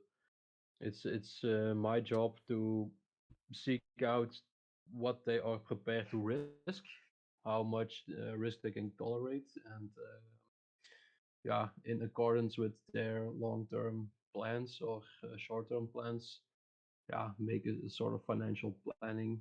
Okay, let's invest And this much, and do you feel like you yeah, can give accurate ideas or accurate, how would say it, projections to them about what their money would be making or how the market will be evolving? Or do you feel like maybe you're just saying things they want to hear and yeah, definitely. Sometimes people come up with crazy theories, but it fits the narrative of making a sale. So you let them talk. You just agree with everything they say because they will they will put them invest. a lot of money in? Yes, then you get along with it. But when you really have a client where you feel like, okay, this is something for the long term, and there's a lot of potential, don't push him now too hard. Mm-hmm. Then we can, yeah, take an easier or like a more relaxed approach, and see what the future brings. Because we are, I I mean, it's not my personal opinion. People have to follow. We always have like yeah, models, like this is what Yeah, we believe. Big economic supercomputers. I don't fucking know how to do it in Brussels. A lot of people with a lot of computers yeah. say buy or sell, and we just pick I them think out. it's And just grown up yeses making those calls. yeah, people who didn't fuck up TUA or so, something like that. Now the fuck is No, no, I going. meant that in a funny way, not like in that you're bad, but just like everybody has their like ideals, and if you're like a CEO or not, I think those can trickle down to the to everybody. And that's why I was kind of making this comment, and maybe you feel different about it, but I would feel kind of like an imposter in your situation. Not that I say that you're not good at it, but that I Yeah, feel that's like that's I the would thing I be have, and inadequate a bit. yeah, I get where that's coming from, because my personal finances is not. I would never recommend anything I do to another Anything you client. buy or Yeah, we can't legally say anything about a single stock, but if there's a young guy in front of me, and he has too much money, and he says, "Oh, I want to gamble on Coinbase," I'm always do it, because they will have a bad experience and they will come back to me, say, I lost 20,000 in that market. Okay, let's see how we can invest 20 in another way. If you try to convince them right at the start from this is the only way, our way, they will never. They're always skeptic. The young people with money, and hmm they want to make their own faults like everybody else. yeah, like us But though. I'm We definitely were very young and naive, I would say. Um, yes, experimental. that's maybe a better, more nicer word. But maybe how you feel about it. Do you feel like you're improving on it, or how do you feel like Yes. coping with it? Or No, I'm improving a lot in the way that a lot of the people I work with only talk about money, and I get a lot smarter, and it's more like I didn't know this, that you can do this, like lange termijn sparen. I mean, it's fucking boring, but if you just stick to some sort of plan and don't be like a total degen and gambling all the money on 2% downfall in the CAC 40, you will be okay. Yeah, I get it's I don't get and a those lot of those people. people, yeah, they never bought turbos. They did options back in the day when it was better, when it was not that much regulated. But at this moment, I'm yeah, So I'm for building my you, own. the environment really helped you kind of Yes, dealing with this. I would say it's it's an imposter syndrome, they say, but I don't know the definition of a syndrome. But I think it's kind of goes back to an insecurity about your skill and ability, I think. No? yeah, I think my personal financial management was not adequate to give anybody financial advice. And that, But through learning and to having conversations, and yeah, you have to project yourself like you were the client, and yeah, you see not a lot of people want to take risks. They don't. If you tell them you can make 200 euros if you invest 2,000 euros over 3 years, they wow, wow, free money. And all I think when I talk with you, it's always like, tomorrow I'm very rich or very poor. tomorrow I'll either be a Tomorrow, yeah, millionaire or be in a ditch. yeah, that's and I like that mentality a little bit too much, because Friday there's a big loting van Euro Millions. I'm already invested again, but Again, that's beside the point. Yes, yes. how was the Last time I previous didn't one? win. I didn't win.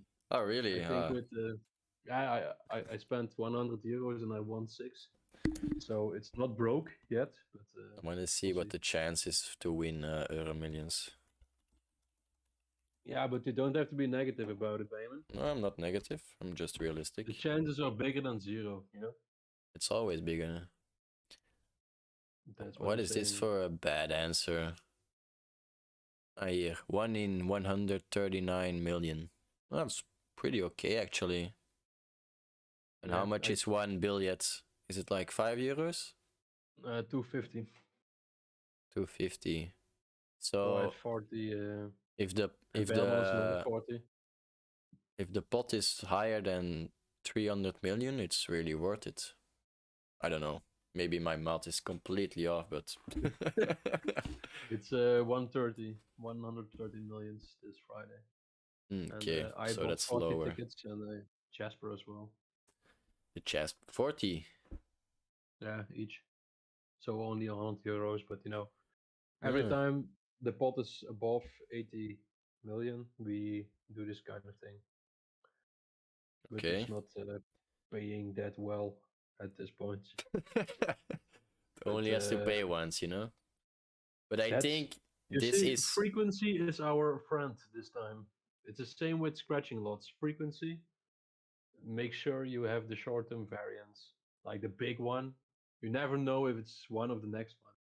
Why stop? As long as you have money, you can't stop. Nah, yeah, I would I say should this have is come. wrong, but I Uh, definitely have the same fallacy. did you It already own make a video about the PokerStars Adventures?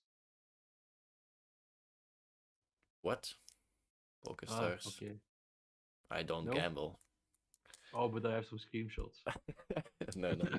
I think I already shared that maybe on the Okay. Brainless Turbo bench. That's a gold mine, my friend. Holy shit. The Yeah. day I found out about that channel, I literally watched hours of it.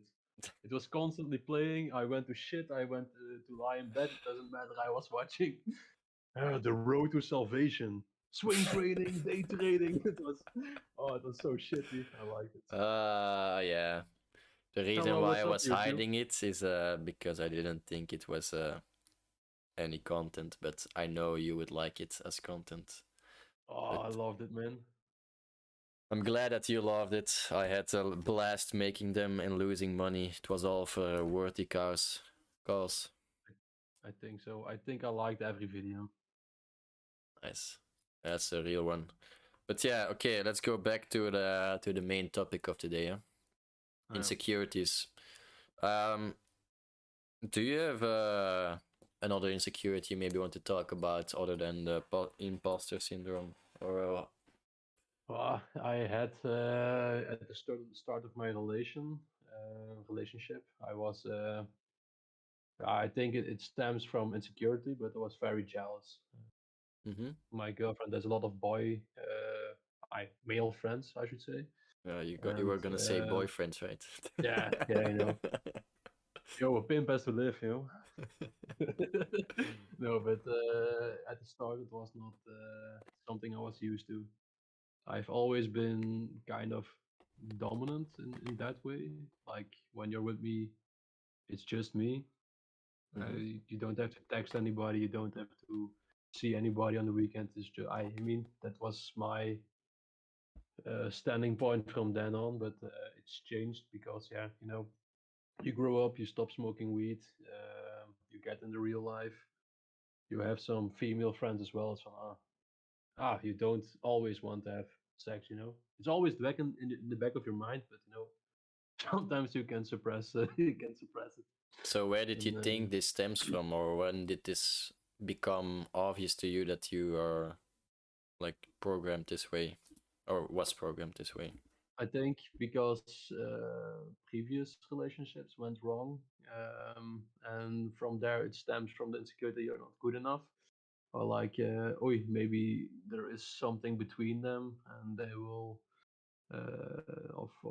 yeah, Yeah, they because you will, were kind of uncertain about your own identity or what you were worth for them.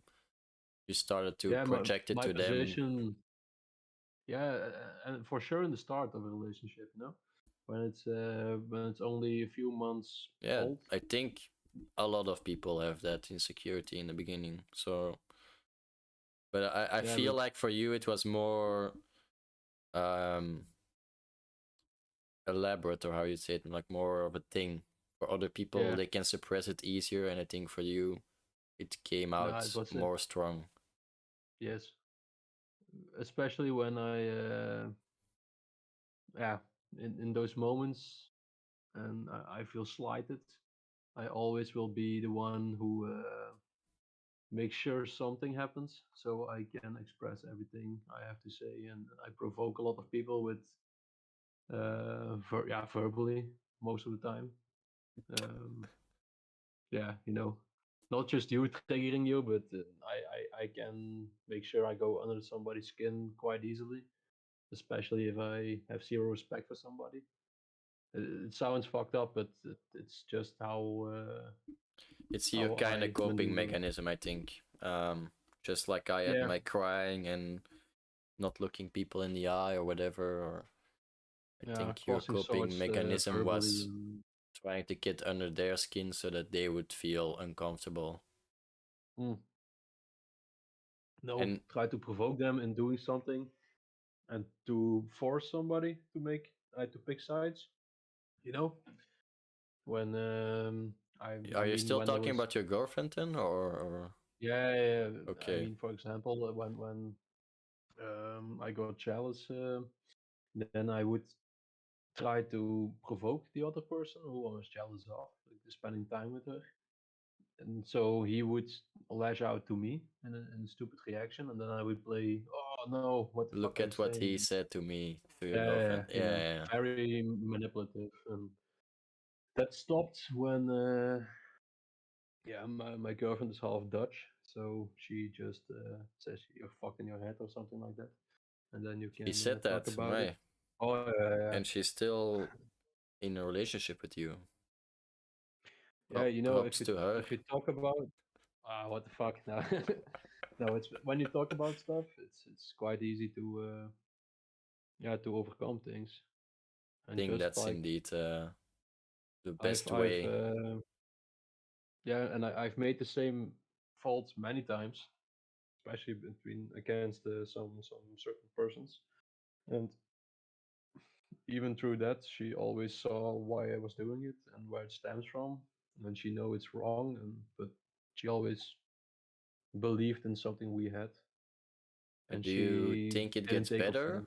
or how do you Yeah, feel? it's completely gone. I mean it's not completely gone, but for example, you know me a little, but when A I little. think yeah, 2 weeks ago we went to eat in Valkenswaard, Mm-hmm. and her ex-boyfriend was at the same table as me, and I didn't throw a knife or I didn't push him when I walked by. I just it's okay with me, and that's I normally think I I'm gonna couldn't. be honest that a lot of people would struggle with that situation. So I get that you are saying that it's something of you, but there is also a part of it that I think a lot of people will struggle with because Yeah, it wasn't it's the kind of a same. weird situation. Let's just call it a like let's just call Yeah, the yeah, yeah, elephant yeah, in the but room. Like it's kind of weird maybe that their ex is. no, maybe I didn't paint the picture. It's like they were friends before they were together, and they were in the Mm-hmm. same friends group, and now we're still in the same friends group of friends, and it was with that group of friends we went Yeah, out to eat something. We were like 6 or 7 persons, and he was there. Uh, yeah. I kind of got the picture because uh, but kind of then happened you know, also. right right now I'm 2.5 years together with her, so maybe only almost 3 years. So it's really no issue anymore. That's very. Uh, but he I is, I would not know expect it that. helps. He's he's very stupid. I mean, he's different. You know, if you can't spell words with more than 8 letters, yeah, he not Don't feel threatened by it anymore. see any competition in Yeah. him anymore. But I think maybe that's also partially because she kind of um, um, established, or she kind of enhanced that idea that that he doesn't really mean anything anymore, and that you saw it and like, okay, this guy is actually fucking twat Yeah, or but whatever. And he is still a bit weird about it. He's telling stuff to his friends, and it comes out. And but it's now now it's I on his side, really like, yes, and I see how pathetic that is, and that gives me strength to just say, holy shit, that's really really not the man you should aspire to be. yeah, If you're that you trusting want a to be woman, for and yourself. Yeah, yeah, for me, for the relationship, it's then you always have to look over your shoulder, and it's nice to if she says, "Oh, I go out," it's okay, bye. I'll see you when I yeah, get back. but you also No like it, worries. I know that. Oh yeah, you go, I miss you, and then she's gone, and Yeah, then yeah. the League of Legends rises. Ja, of The met zijn gambling. Belemans wat sigaren. Oh, sst. Don't tell. Nobody's Ja, gambling here. ja. We hebben een live casino hier om de hoek, dat is niet normaal. Yeah, gambling is another topic for itself. But I'm really glad that you shared this story because I did not know that you grew this much in this topic, because I know the beginning, but I didn't know the situation now. But So when you see our interactions, I think 99% of them were in Leuven, where I was the cracky life for good. I spent like 10 euros on food and 50 on weed. It was not a healthy thing, and now I've made some steps. I've built a little spaarrekening. We're looking for a house and stuff like that. Then it's only the result because I made some steps in my life, and those are not that transparent to you because we that's have true. our own lives. Yeah, When we we live don't have a far life away. together, yeah, and when we didn't in Leuven, we saw each other almost every day, and nothing ever happened. I It's think we know this already, but I think we both were at our worst kind of times, and oh for sure. it's good to see that. Well, I can tell for myself also that we're getting out of that pit. I think you're a bit farther up because you Yeah, actually but quit I it, had an and you have a better grip on yourself when it comes to spending money on turbos. Um, But Yeah, but I just don't know the glitch, you know? If I knew the glitch, I would probably be dirt poor. for those of you who don't know the glitch, don't ask about it. The No, infinite money glitch. it's Because I basically manifest. how you can lend money in Bolero without having to provide equity or collateral. So it kind of But you fucked have to me. pay. That's why I was able to buy turbos for 10,000 euros and only have 2,000 euros available. So yeah, You mean kind of. 17,000? What? I think one time you did 40,000, I think. 40. Didn't you do 40? So I got 40 net. I think so. 17, the last one Let was me check for here sure 17. in another tab. I know for sure the last one was 17,000. 17? You were 17. Shit, maybe it was. Oh, in my head it Uh, was 14 already. I kind of downgraded it already. it was minus 14 because you had a lot of. I think you had 3K or something like that. Oh, I think the 41 may actually be, if it's real, it may actually be on the Brainless Turbo Beinj channel, I think. What do I see here? I think the one when you bought the PC with the gains, there was a point Yeah, you shared a but screenshot and it that was was last year, and last year the highest I did was 3,700. So 3,000. Ah, bullshit. nothing. I call bullshit. Last year, yeah, Maybe no. I all maybe recorded them. 2021. Yeah, I think it's from earlier then. But the Yeah, but PC I bought in 2022, I think. So I don't. I I think, think or was it before it's that? I think that's the nice thing about keeping records. You can just erase them and pretend they never happened, and you can forget about it, but it didn't mean it didn't happen. You know, I have a No, it's lot of definitely true. biotech stocks I just written off in my mind, and then you get a notification, and then you know, fuck, Yeah, that's where all the I money think goes. for me an important one is visualization. So I'll just quickly share it with everybody that can see. There's a lot of red here. There's a lot of euros lost. Also some How can I see gains. this? Um, Oh, it's on YouTube. yeah, but it's not that spectacular. I think the biggest loss was 1.3k. 1.3k loss. So in total, I kind of lost in 2022 4,200 euros on turbos. It's not the greatest, but it's also definitely not my worst year. I think in 2023 For I sure, already no. in 2023 I already lost more than that. So I'm not sure why I'm laughing, but it's okay. I I just have to go. I really think it's 2021. Then we had a conversation about earning a lot of money and having no money, how it comes. And I think, yeah, It's probably sell if somewhere, pattern is but I don't broken. know. 40k. It sounds too much for me, to be honest. I'm crazy, but I don't think I was that crazy. Maybe I am, but Yeah, I don't know it it it anymore, would but be like 20 times leverage at least, and then there's still the turbo leverage, so it would be like a 200 leverage. I don't think I ever did that. I will look through my screenshots to make sure I can nail you on that cross Yeah, when I you can get the chance. expose me for my whole channel here. Look, he's actually a degenerate gambler, like I haven't I told him think before. I think I'm 100% of the viewers. Don't know though. No, no, no. I actually had a friend saying the word I was looking for, so I know there were at least two watchers. And Mats was There's also one. watching in the beginning, so Hello YouTube, buy Opsiva stock. no, we're not gonna promote No, Obseva. Fuck that stock. no, it's very low right now. 9 cents. I bought them at €4 and let's. Now you can buy them for 9 cents. Okay, but maybe we can go back to the insecurities. Okay.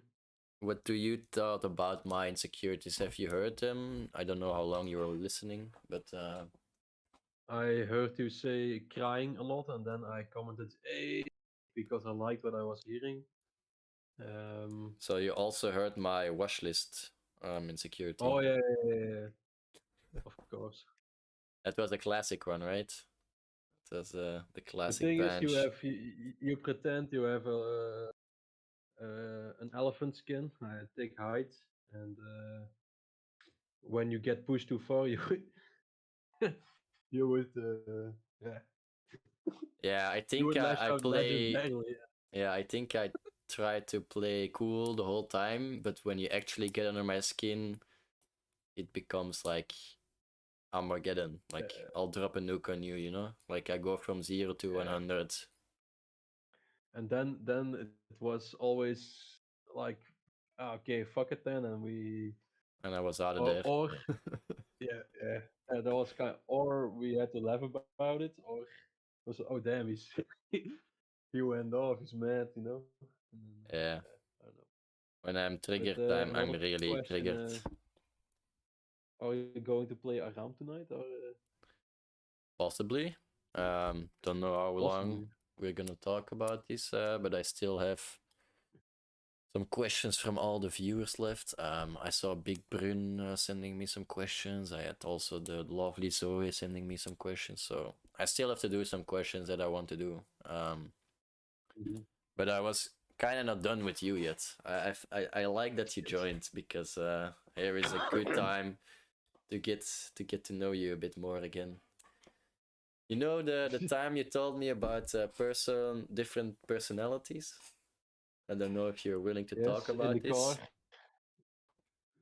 It's part of the imposter thing. I mean, I Is can it put on. part of the imposter thing, or is it like a more identity kind of thing? Yeah, I think both because I can pretend to be something I'm not quite easily, and I So know just what to some people want clarify, to hear. you know what certain people want to hear, or what they vibe with, Yeah, and you kind of mirror this to them. Like, yeah, yeah. It's you know and because I think I'm that's not not a sure. very super strange thing, you know. I think a lot of people do this, but you were more conscious about doing it, and I think that was the a bit Yes, unsettling and I point for was me. Like, is he mirroring me right now?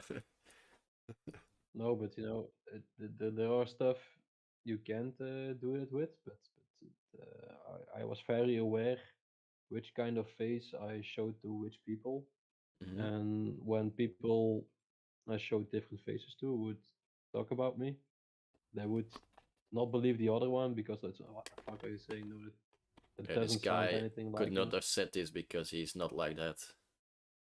Yeah, yeah, of Dawn, of like somebody who says I work hard. That's no, that's not true. It's impossible because he's always telling I don't have to do anything, and I mean it's I have a lot of yeah, I don't know how to say it, man.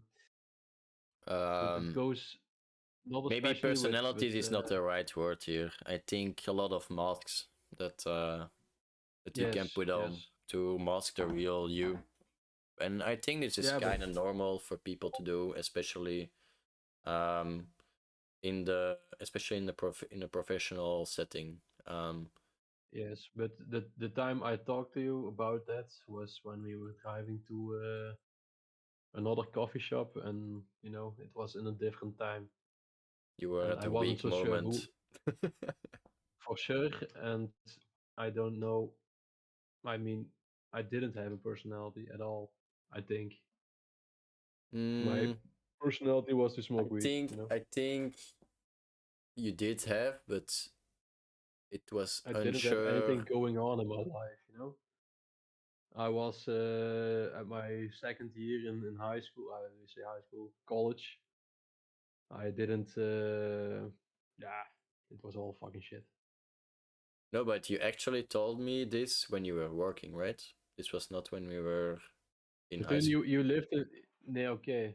Is it This because you was the were on? first year you were working as a book hour that you told me this, because you were also saying like this girl that I try like put in a total different person for this person, like for this girl, Yeah. because I don't think Yeah. she would like vibe with the real me or something. I think a lot something like that. You said. Yeah. I think that wasn't Lear, right? Yeah. Yeah. Okay. Yeah, maybe that's what's working, but until June, I mean the month June Yeah, you wanted 2020. to be very cheesy. Until June, I was like this person, but now it Shut the totally fuck up. changed. That's not what I'm saying, but since I'm just joking. You know that. I, I think 8 months I'm sober now. Or how do you say sober? That sounds fucked, but it is also a bit fucked, I think. It's just Be- what it is. Before, Like you're yeah, sober for yeah, eight but months. yeah, but before that it was like every day for like 6 or 7 years. It was not normal. I can tell you that. Whoa! Stop exposing. No, no. I No, gave I all think tolerance breaks in, bitch. I I think never stopped. what tolerance breaks? Ja, tijdens examen zo, oh, ik kan niet smoren. Weekend. Yeah, I was a responsible smoker. You know, I've always been this guy. Wat een grapje. Wat een grapje. Even now, I'm not smoking during the weeks. I'm so much better. I've got my life in order. I got things going. You know, I'm Again, gonna I'm be the only CEO. viewer at this point. What? Again, I'm the only viewer at this point. No, no, Mats actually asked a question, so I know he's there. Yeah, you Oh, know, for all my peeps out there, shout out to Mats. You're always there for me, even though we shout only out. been roomies for a year, but you were always there for me. Okay, but we're getting a bit sidetracked. So this was actually very funny. Why I brought this up, because I never had this impersonation from you. Like I always saw the real you. I feel like, and for me to hear that was very, I want to say unsettling, but it was even just like, is But this even true? Like you're saying this, but I cannot see you be like. I've always known you about. I've always known you as a person that really says what's on their mind, and you don't but gonna the hold thing back on is, somebody, and that's why what shocked me a bit. Like, it's not like that. He actually cares about what people perceive him as, and what he can say to mm, them. but I never expected anything of you, and you didn't never expect anything of me. You know, we were. I think I learned to know Kind of you sad. with. Yeah, no, the middagssessie, because who the fuck were you? You were a friend of.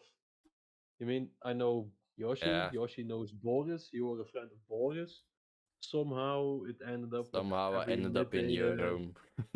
always, yeah, eating a sandwich and smoking doobies. I think it kind of started with me knocking on Boris' door. Boris was still sleeping, and then you were awake, and I was like, okay, let's hang with Jesse. I think it kind of started Maybe like that.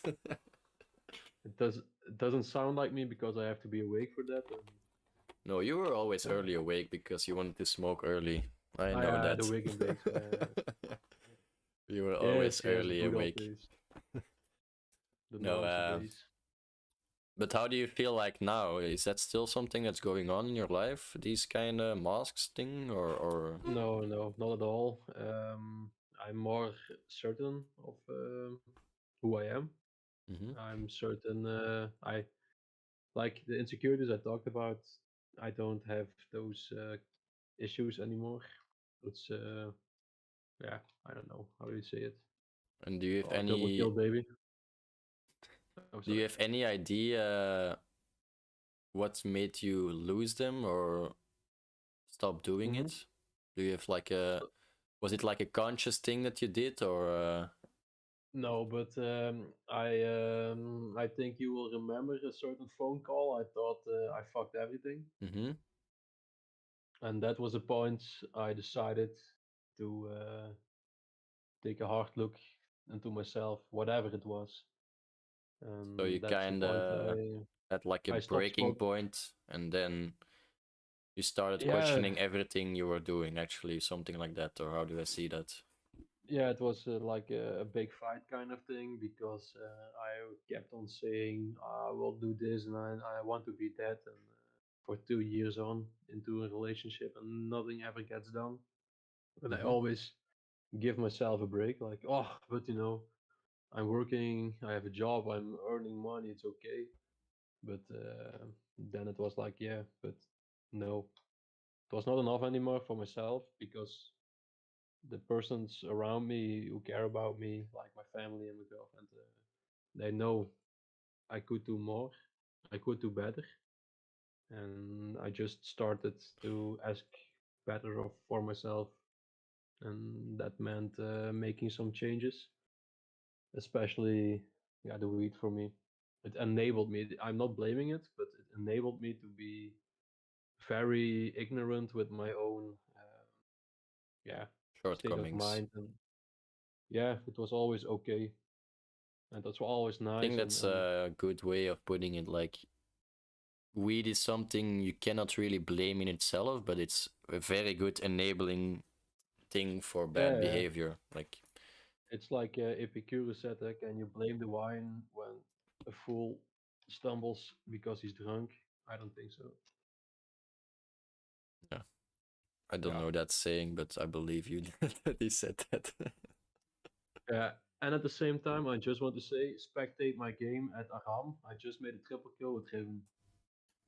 I'm just saying. Very not Shout out, interesting. shout out Ambiorix. I think they can see your name, so that's fine. The two viewers will Oh, never look you up. It's good. ah man, So why aren't you maybe viral, we man? can take a little break because I have to go to the toilet, and then we can answer some questions together if you want, if you're still up to it. I mean, I'm just starting this game, so Yeah, you it's don't have whatever to for me. fully engage it, but I think it's nice to have somebody to talk to and laugh with. So you would do me a favor if you would stay, but I Ah, get just no. say it then. Just say it then, yeah. If you Uh, back me, I will do it. Otherwise, I won't. if I back you with what? Say, oh yes, I need it. Please stay. No, Just because those I words. started this podcast with saying I was actually kind of insecure about it doing it on my own, but it kind of was like I don't have to put people on the spot to actually be part of it. Like, if they don't want to be part of it, so be it. Like, I can do my own thing. So I would like you to What a be here, weak but liberal if stance. you do not want to be here, you don't have to be. This is the I best I know can I'm not give a you. hostage, but you have to back me.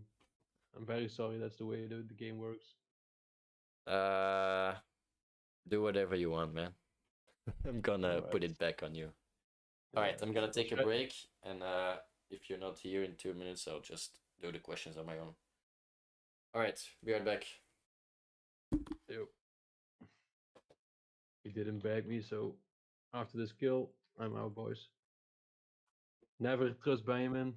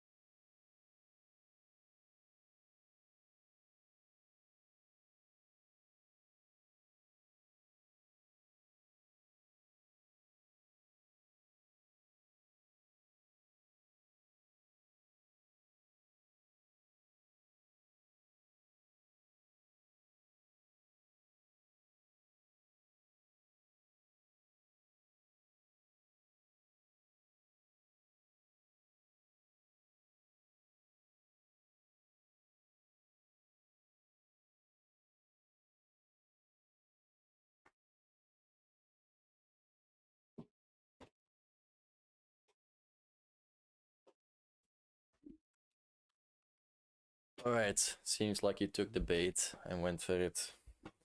We got rid of him. No. Thank you, Jesse, for sharing these stories. I really appreciate it. Because I think I have not experienced what you have experienced of insecurities. I haven't had to deal with them or didn't feel like those were issues for me. So it's always nice to hear somebody else's issues and see that they've accomplished these things on their own. So we're now I don't know how long we're in. I actually had this AI for it speaking, but we didn't do anything with it, but it's kind of interesting. So we're 2 hours 10 minutes in. Let's answer some questions. If people have questions, you can drop them here in upcoming topic, and I will try to answer them. So if anybody wants to ask any questions, let me know. But let's start with Mats's question from today. Do you believe in personal demons? Who's getting this much ticks next hand? Personal demons. It's kinda difficult for me. What do you exactly mean by it? Personal demons, I would say like vices that you have, like something that even though you know it's bad, you cannot seem to kick it or you cannot seem to overcome it. I think there are definitely personal demons that everybody has, and it's not about, for me, like overcoming them. It's more about making the best of those personal demons. Like, I maybe have a personal demon or demons for addictions, gambling, weed, whatever it is. But I try to see the positive in it and be able to work or to be able to let them influence me in the way that I want them to be. Like, if I want to achieve something, it would be stupid of me to think that I should not achieve it when I'm smoking weed. Like, I actively try to condition myself or to try to trick myself into wanting to do these things even when I'm stoned, because if I'm sober, I want to get them. Like, if I'm sober, I want to go to the gym. So if I'm stoning, I'm tricking myself into feeling some guilt so that I go to the gym to actually get in the workout for the day. And that's why I'm saying, I'm a very visual guy. So this week I've only sported for 3 hours already. So I'll have to get that up, and the only days left are smoking days. So somehow I'm gonna have to sport for 2 hours, something like that, and maybe read a book this weekend when I'm being stoned. So I think personal demons are there for everybody. Everybody has them, and they're different for everybody. But I think you just have to accept them and try to turn it into something that can work for you. I'm not saying that it's healthy to condition yourself, from in my experience or in my belief, but I think it's just accepting the shortcoming I have and trying to work towards something I believe in and not let that personal demon get in the way of it. They can always pop up. I can always slip up. I can always find an excuse why I should have a cheat day, but it should not take away that the rest of the week I'm still following the script. Like, I had my birthday, I saw the opportunity to have a cheat day, but still I was like, hey, this should not take away the goal I'm setting for myself, and to be able to achieve that goal even though I had a really good day smoking. Like, obviously it's nice to be like, oh, I shouldn't be smoking, but still I smoked. And I think everybody has that. So I do believe in personal demons. The only thing I want to say to them is don't let them become your identity. I had this one for too long. Like, stoning is, everybody knows me as a stoner, so everybody everybody says like, okay, this guy is a stoner. That's all I know him for, probably. I don't care at this point. I know that I'm more than that, so that's what I'm working towards. I'll keep these ones for later. Let's first do let's do Bruno his questions. So these are from Big Brun. Insecurities about yourself. Everybody has insecurities in each room on every topic. You are not alone.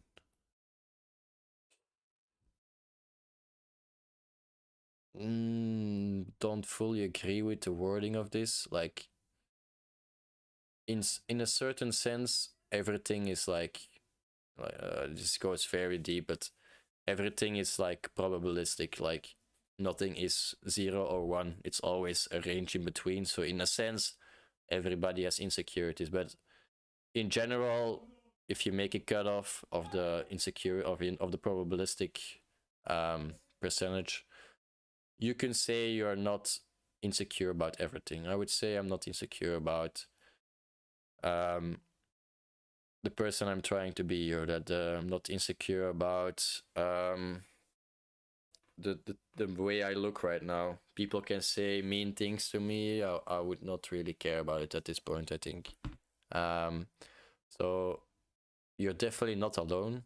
But I think it's not in each room on every topic for me. Why you have it? Why you have it? Not necessarily. Just do it and forget it. It's an exercise. Noticing what your insecurity is a bigger step. Then work on it. Okay, I fully agree with it. So everybody has insecurities, and it's not about changing it from one day on the other day. Like, you cannot become a total different person in one day. Like, if I stop smoking, it would not mean people would stop seeing me as a smoker from one day on the other day. It's a gradual process, and the only thing you can do is indeed exercise. Do something about it. Be active and not passive. And try to push yourself into the direction you want to be. I think the greatest cliche, saying for me is that change is not a destination, it's a direction.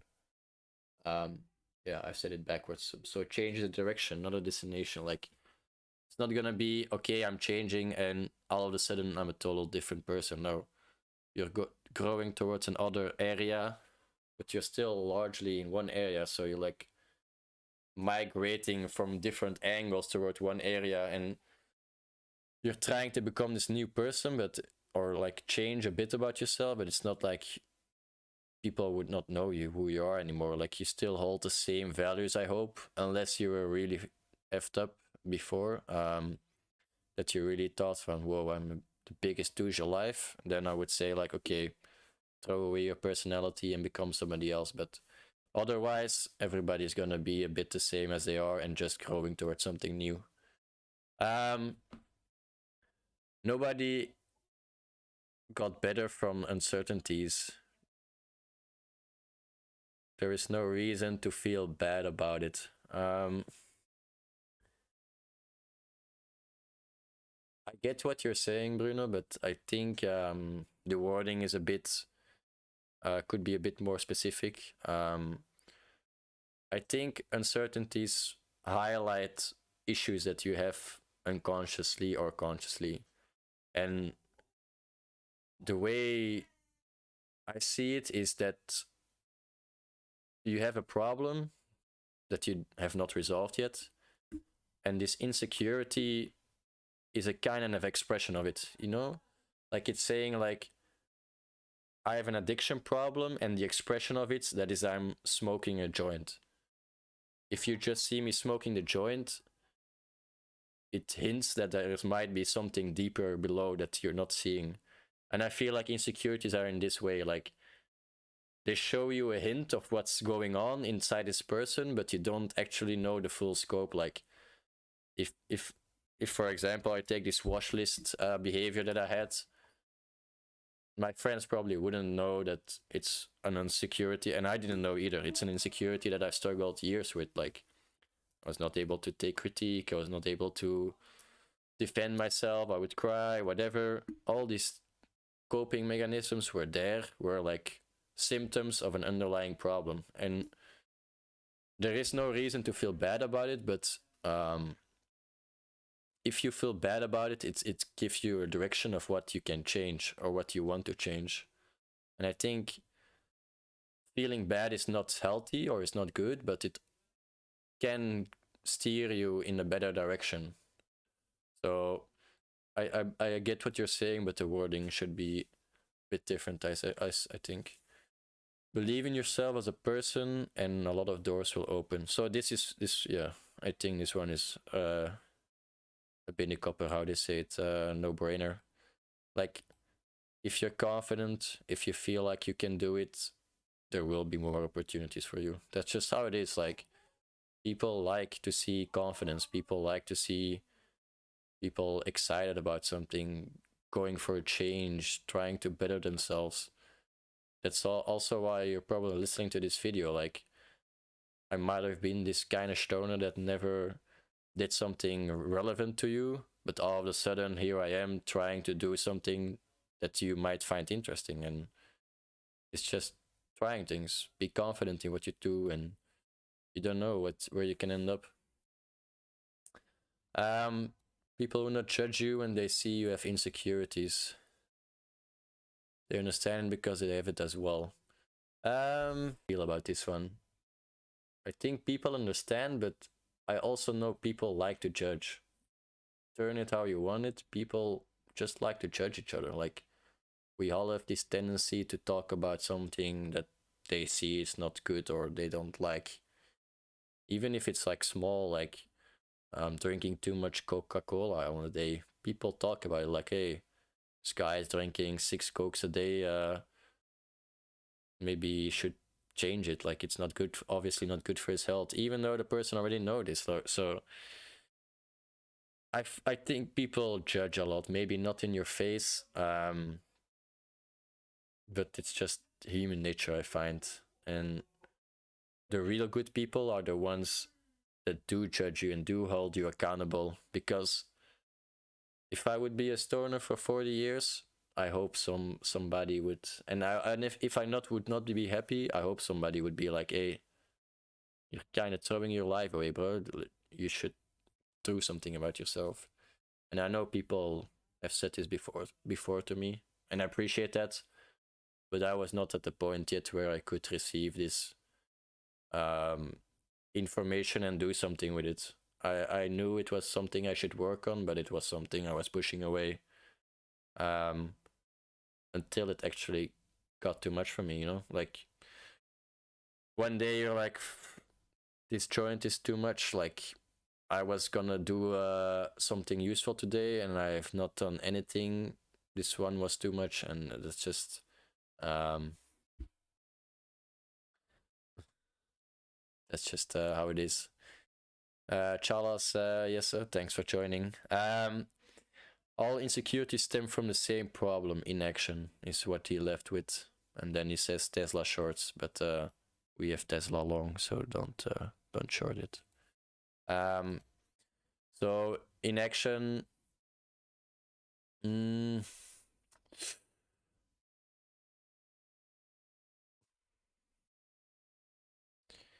don't know. It's like keep chicken or the egg for me here. Inaction doesn't improve the insecurity, but I don't also think it's the cause of insecurity. I think insecurity stems from comparing yourself to somebody else or comparing yourself with a better version of you. And it doesn't necessarily mean that you already know what actions you should take. Like, you can have insecurities before you know that you have to take action to get there. You can, if you're born skinny as I am, I think I already had the insecurities before I realized I maybe could have done something about it or could have done differently. So for me, it's more chicken or the egg with that statement from you, Yessa. All right, next one from Bruno. Just accept who you are. Insecurities also can be beautiful. Try to live with it. It's hard to change. I totally agree with this one. Insecurities can be beautiful, but they can also be very sad. People don't change. People run into the same mistakes, like myself. It gets pretty sad pretty quickly. Like I said before, I lost a lot of money this year. I definitely don't feel beautiful about that. So for me, maybe it's not a full acceptance of what you're saying, but I get what you're meaning. But you can also be hard on yourself, I think. Try to live with it. It's the same, I think, as I said before with the demons. Oh, sorry, I have the camera disabled the whole time.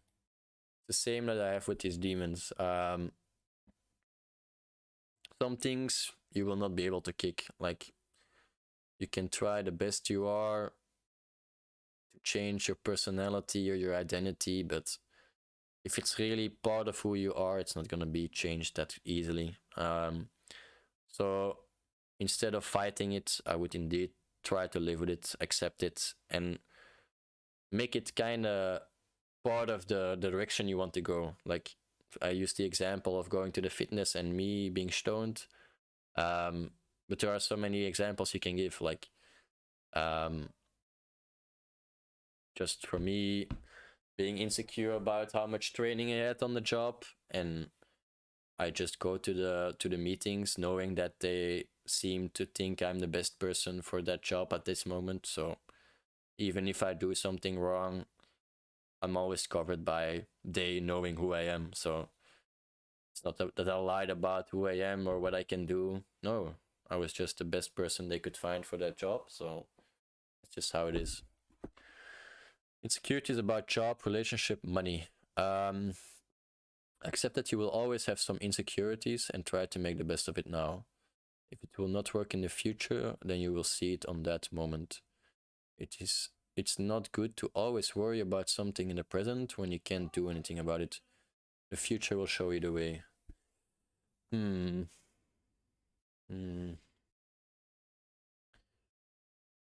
know about this one.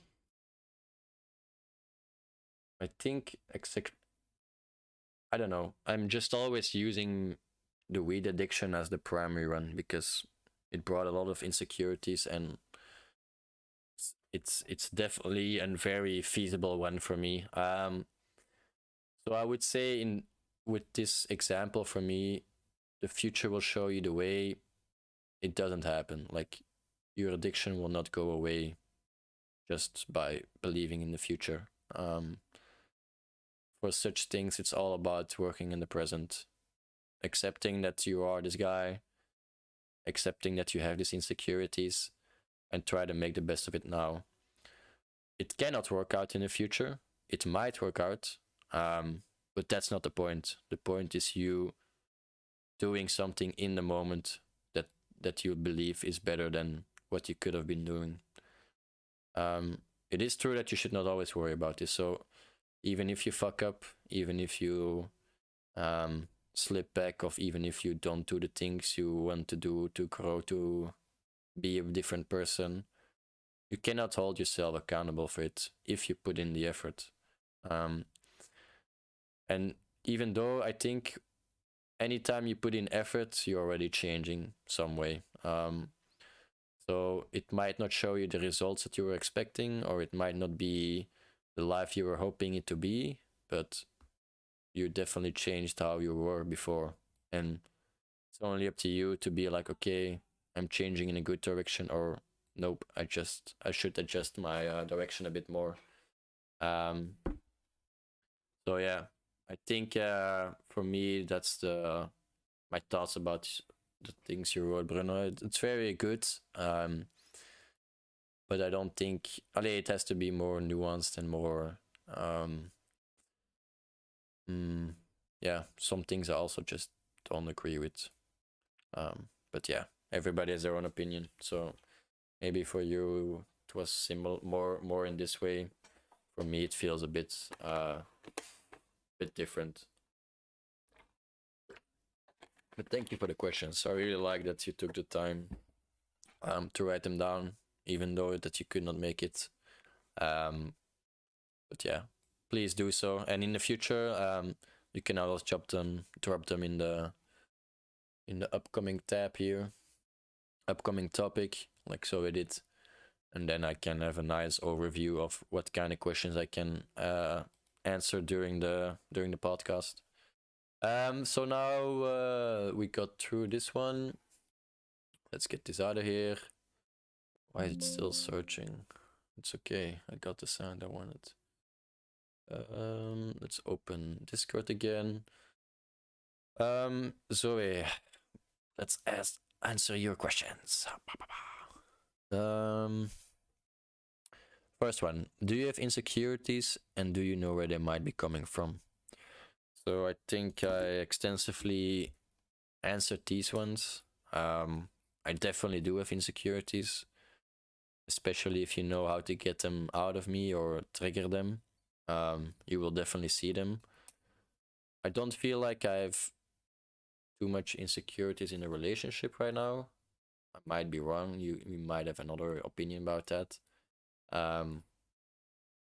But I don't think I missed any insecurities I have. Maybe the identity with the weeds, didn't went fully into that one in this episode, but I think we hit that one in the first episode. For the moment, I felt like that was enough conversation to be had about that topic. So I think I'll leave the first question then. In what way do you think that your insecurities have an effect on your personal and professional life? Maybe I can elaborate a bit more about this one. So for my personal life, I think I still struggle with direct confrontation with my identity. I think a lot of people that tried challenging this or tried making me aware of something definitely saw the inherent how you say it, the threshold or the there's a nice word for it that I cannot think of right now. The inaction, the like you have an inherent disposition towards change.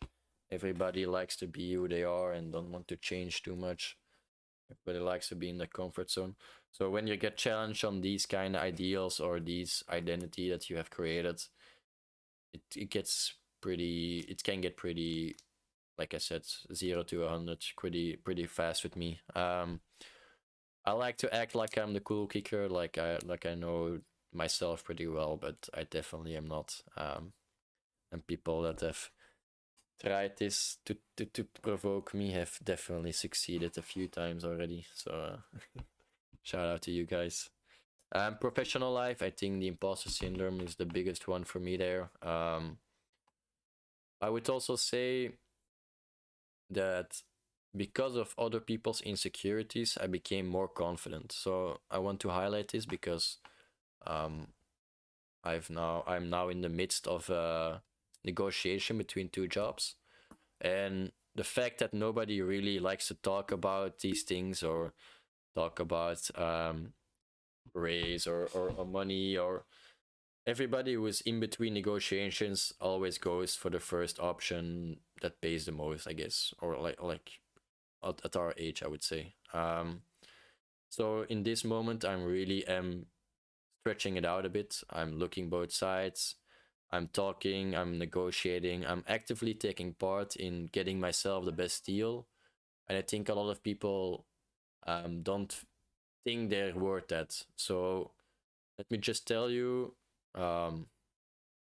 what you're making, you probably can make 20 to 30% more just right about now. Like, I think everybody could get a raise if they really wanted it in this moment, because there is just such a tight labor market. Like, especially for my field, I don't know too much about other fields, but for the engineering fields, I know for sure if this guy doesn't accept my offer, then the next guy will accept it, or another guy will accept it. So now I'm just trying to get the best deal out of it for me. And why I'm saying this is because I have friends that work in the same company as me that don't do these things. They're like, I feel like this is a good enough offer for me. I'm not really worth more, or I don't know if I can ask these things. Nobody seems to do it, so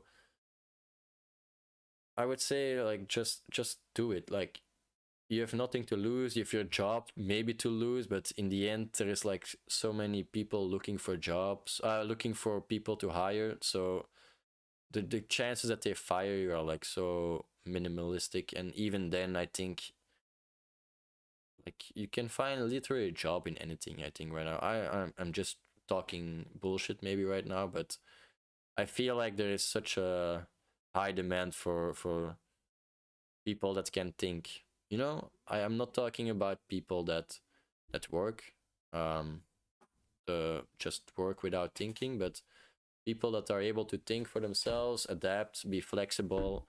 I think there's a high demand for that in the job market right now. Um, so all these people that I know were not really getting the best deal for themselves, and now I've kind of took it upon me to also advocate for them. Like, if you're not offering me these things, think about the next person that will come here. I literally told HR this, like, what are you gonna offer them? How are you gonna make it interesting for them? And for all they know, I could be gone tomorrow. So I'm really 1 foot out the door, 1 foot in the door right now. So they're trying to make the best offer for me.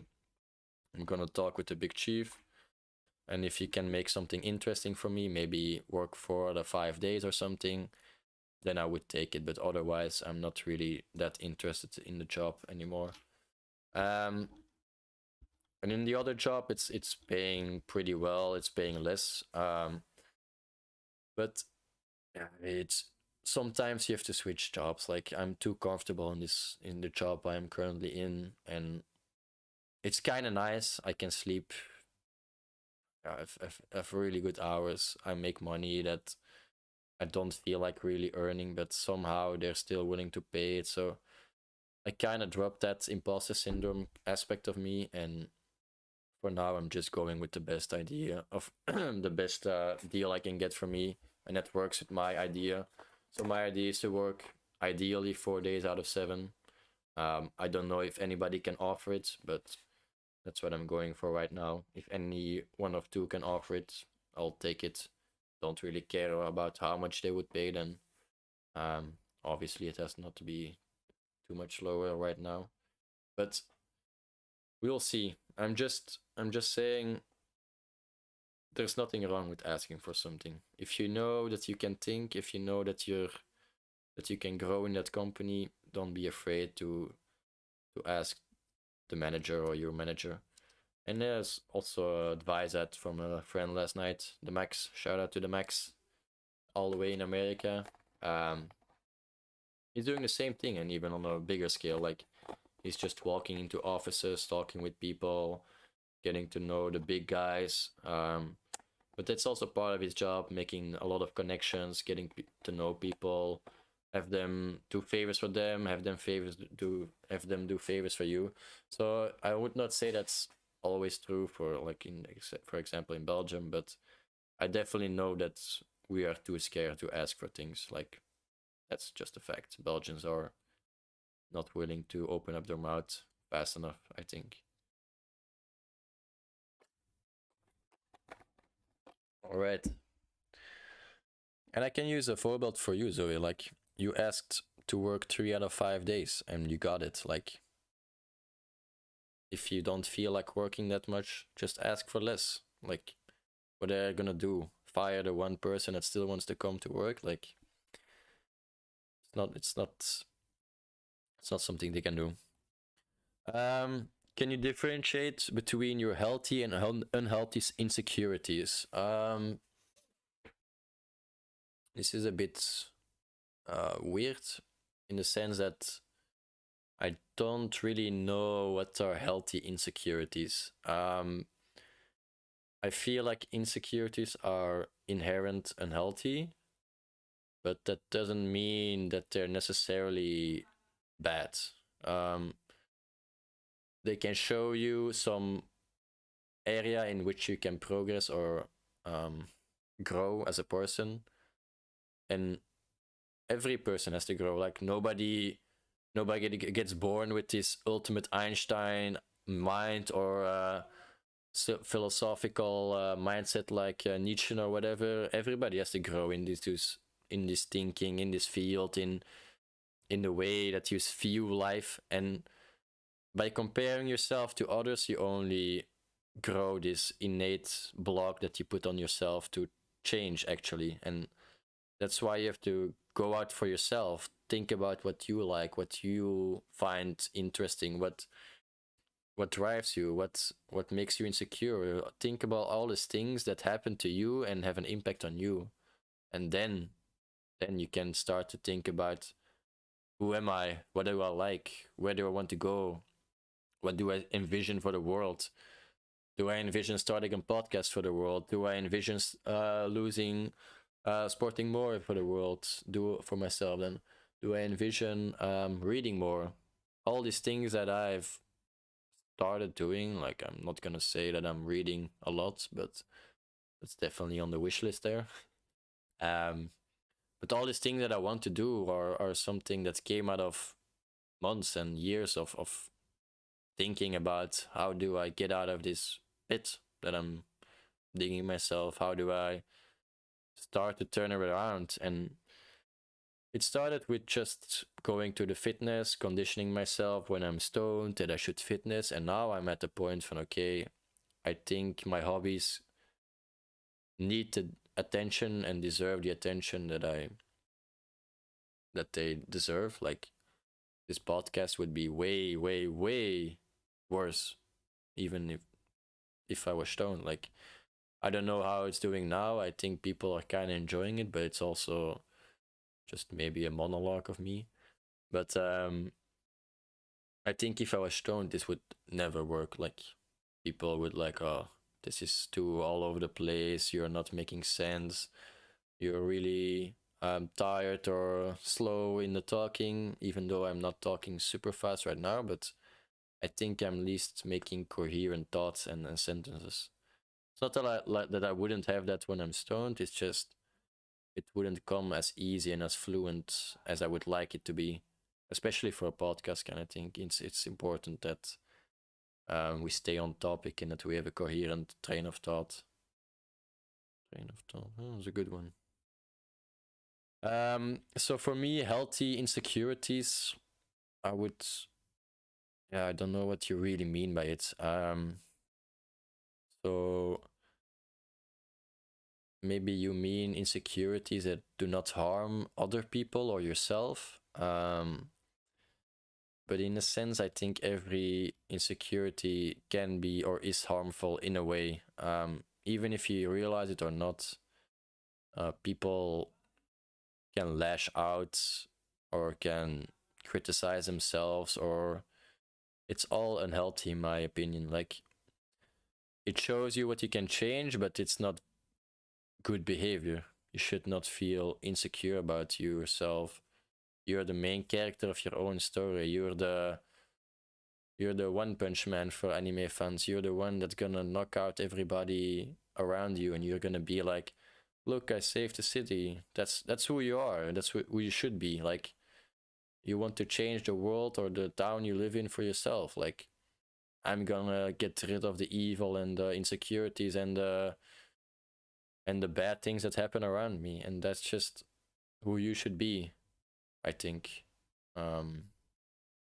Obviously, there's also the idea that I floated before, people that just want to go down the river, all fine by me. But if you're like driven, you want to do something, you have an ideal, or you want to achieve something, in your life that, or you're not feeling the fulfillment that you want in life, you should work on the insecurities. See where it gets you. See if you get healthy, if you get more secure, only opportunities will follow. That's the cliche thing that says that's everybody says, and it must be true. Otherwise, what am I doing? No, just kidding. So I think either way, insecurities are as good as bad as they can get. Like, it just shows you what's going inside of a person. And if people project their insecurities onto you, it's very difficult to take a step back then and say, hey, this is not about me anymore. This is about your insecurity that you're projecting on me. And that's what I told Max also yesterday. Like, people can be very toxic. People can be very insecure or naive or mean or taking advantage of you. And it's not up to them to change that. It's up to you to realize that they have to change for themselves and that you should not be affected by it. You cannot do anything about what they say or what they think or what they feel. Like, the only thing you can do is be sure that you don't feel the same way as they are, because that would be the worst outcome, I think. Somebody feels sad and they say mean things to you, and now you also feel sad. It's kind of onto you also, you know? Like, you let yourself be made sad by somebody who's just saying shit.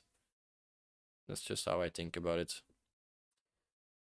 All right, next question. How do you think we can support someone who is struggling with insecurities? That's actually a very good question. I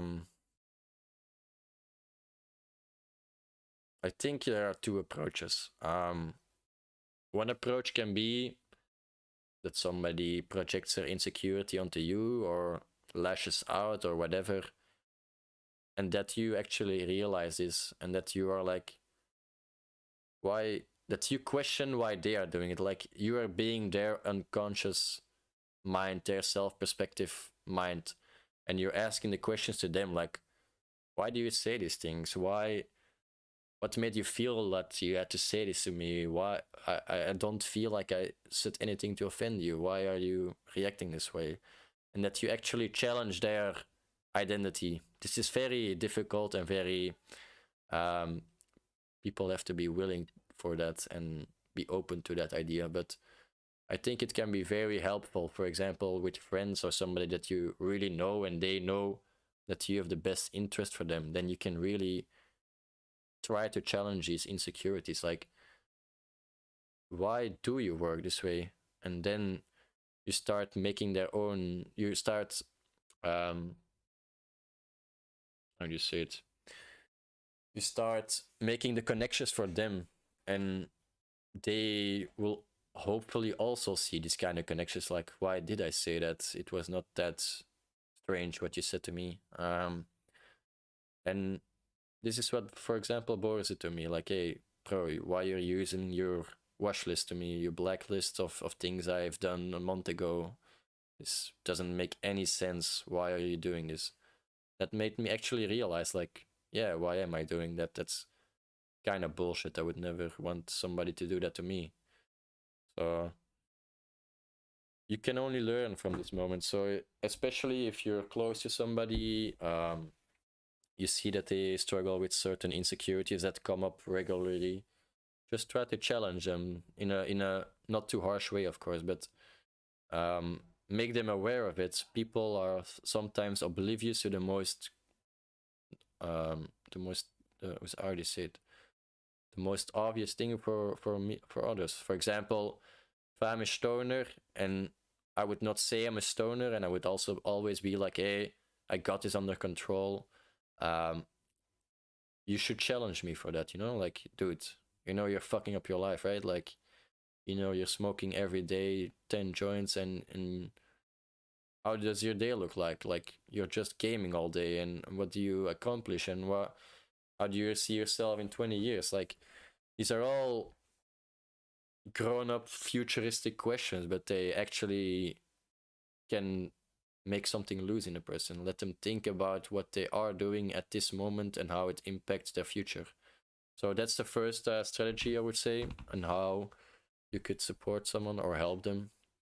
The second case would be if they approach you about it. So, for example, if somebody says like, "Hey, I have problems with getting to know girls or getting to bond with them," then you can, yeah, you can make like first you want them to fully explain, because they probably had the introspective solution or the introspective thoughts before, so they analyze the situation fully, and then you just let them talk, let them explain, give them let them say different examples when it arose, when it rose. I don't know how do you say it.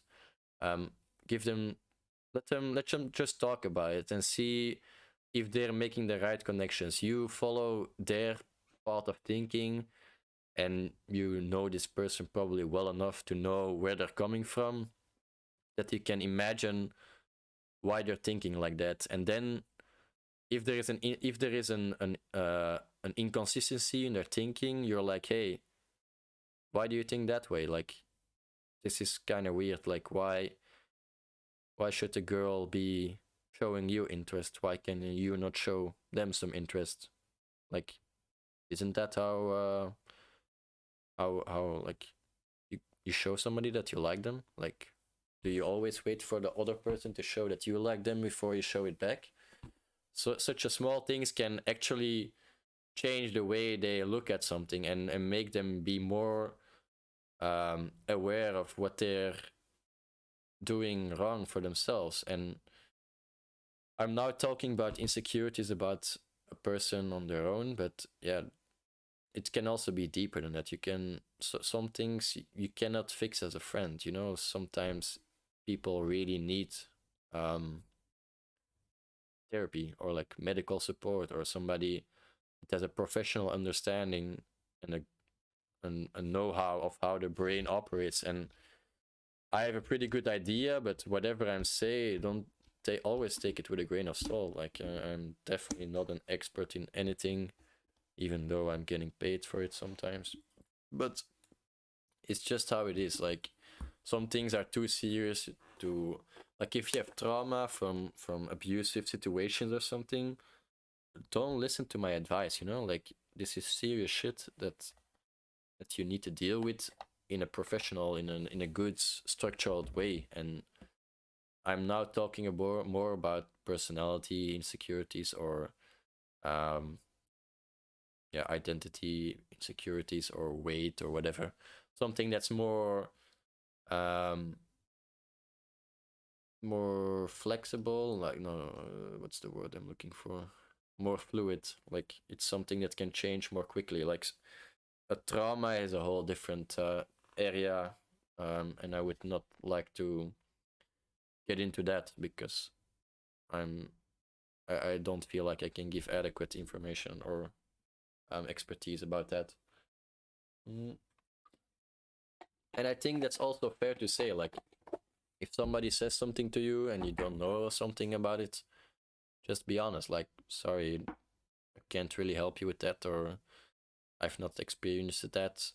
But please do elaborate. Like, for example, the problems that Jesse were saying, I have not experienced them, but I find it interesting just to hear about it. And then I just ask open questions without knowing the solution, you know? I'm just saying, hey, where does this stem from? Or is it still happening? Or how did you deal with it, with that? Like, keep the conversation open-ended, and just push it on, like, not push it on them, but make them talk about themselves, what they're, try to get together to the problem, what is actually triggering you, or what is actually bothering you. And I think that is a second approach. Then, just without knowing what you should challenge, just ask the open questions, and they will hopefully make the connection themselves. Oh, this is what I'm struggling with.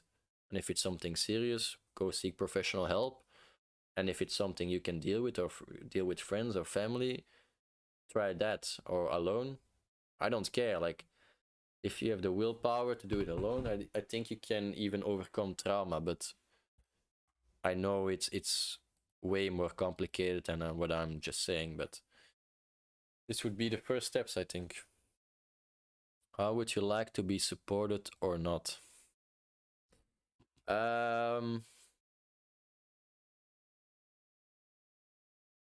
How would I like to be supported? I'm looking at my list of insecurities.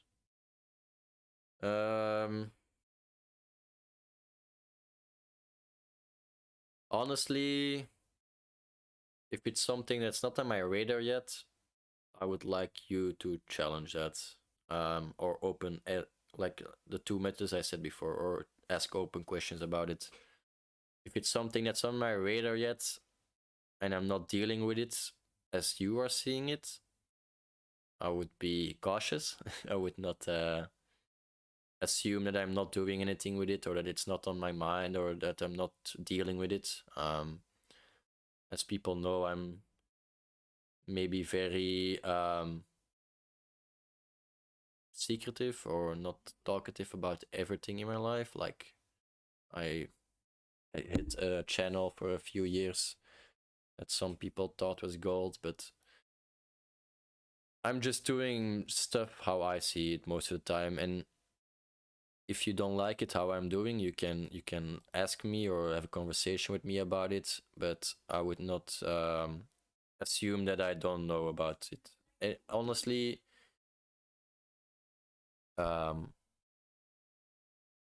if I don't know about it, you can just say it bluntly in my face, I think. I would probably disagree with you in the beginning, but if you say something bluntly in my face, I would think about it. Why did somebody say that to me? I'm probably a big overthinker. I replay a lot of conversations in my head, also to know. For example, I think a lot of people do it in if something happens and the situation doesn't go as you want it to go, you replay the situation in your head and you try to think of what you could have said, of what you could have said better that would have de-escalated the situation or made it towards a better solution or option. So I think if it's there's something that I would need to be supported, yeah, it's maybe a step further already. So I acknowledge it probably. I am aware of it. How do I get support for it? Hmm.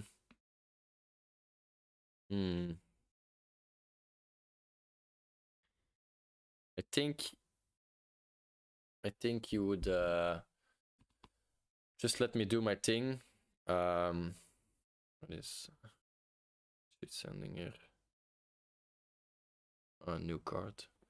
I think you just have to let me do my thing. Don't try to challenge me too much when I'm trying to change. But if you see that I'm failing, then you should challenge me. And I think I can say this confident now because I'm in a good zone, but probably if I'm in a bad zone, challenging is gonna be difficult because I feel like I can get irritated pretty quickly right now. Don't know, maybe that gets better, but that's just how it is. Like, nobody likes to be critiqued, and I think I am even more sensitive to that, especially when I'm sober. So I would just say be careful, but also don't let me slip and slide, because it can go very quickly. Yeah. I think that's it for the questions. Search or read also about Shadow Young. I've heard about Shadow Young before, I think. Don't know where. Shadow Young. What do we have here? Okay, I'm just gonna ask ChatGPT. Summarize Shadow Young. Ah, shit.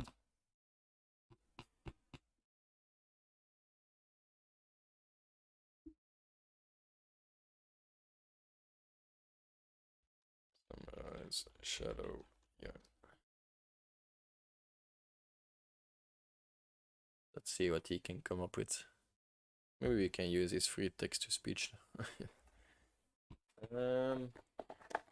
Yeah, I think after this I'm gonna end the stream because it's 3 hours already. So if there are any last questions, shoot them, and otherwise I'll be probably done after this.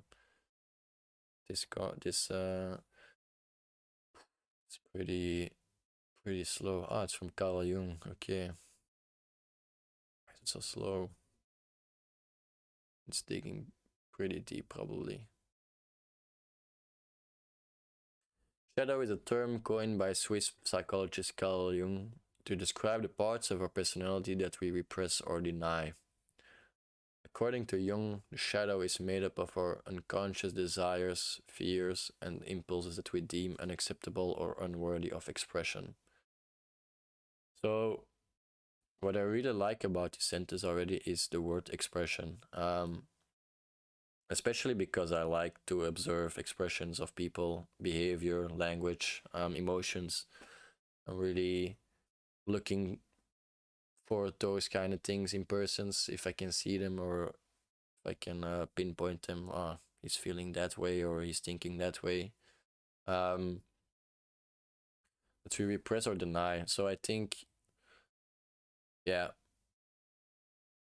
it's pretty desire, fears, and impulses. So, So, I don't know where insecurities would fit in. I guess they come from fears. But it might also be that, like, I can see how insecurities can arise from desires or impulses. So basically, desires, you're longing for a relationship with a girl, or you want to be the big earner. You have all these desires, but you don't feel like you can speak out about them. You don't feel like it's a good goal or whatever it is. You think people will criticize whatever you're thinking that, or your goals that you're setting is too stupid or not important enough. Fears is obviously what we talked about before: fear of failing, fear of losing, whatever. You have a lot of fears, and they're just there to show you what you find important in life. In life, I think 3 hours is getting to me. Fears are important to show you, okay, what do you hold dear and what are you afraid to lose.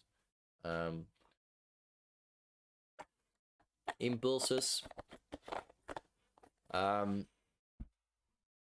Maybe I should ask it. What's the difference between impulses and desires? Because for me, impulses are pretty much desires on a shorter range.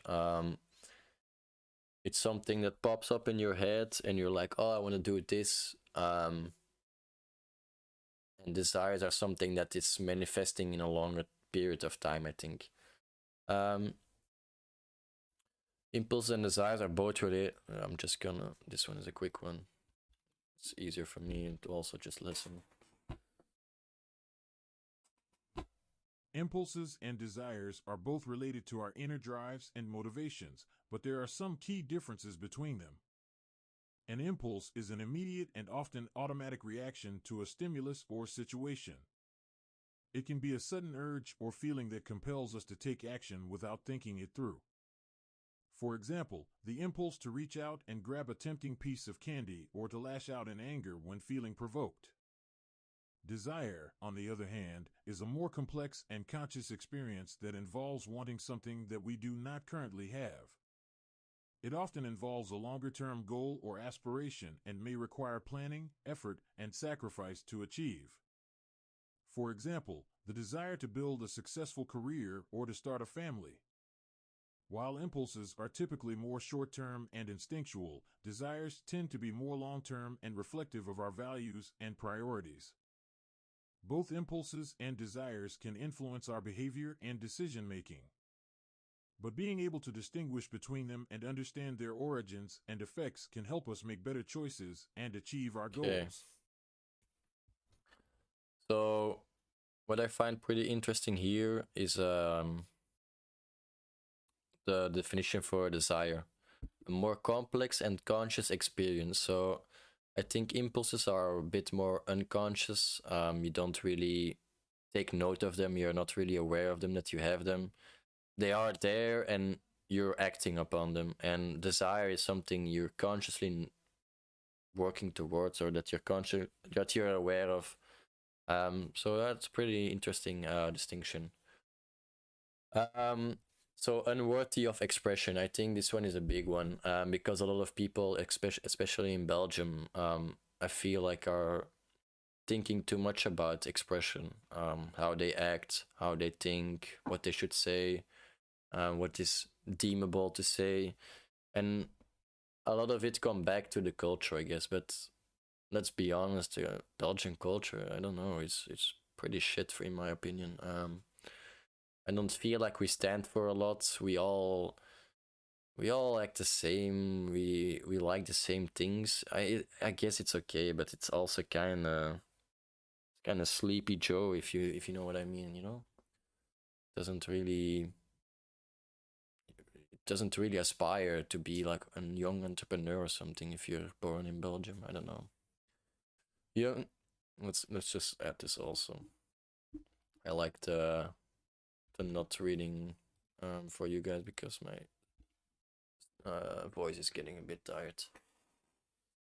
Jung believed that by acknowledging and integrating our shadow, we can become more balanced and whole individuals. He also emphasized the importance of recognizing the shadow in others, as projection of our own shadow onto others can lead to misunderstandings and conflicts. Also emphasize the importance of recognizing the shadows in others.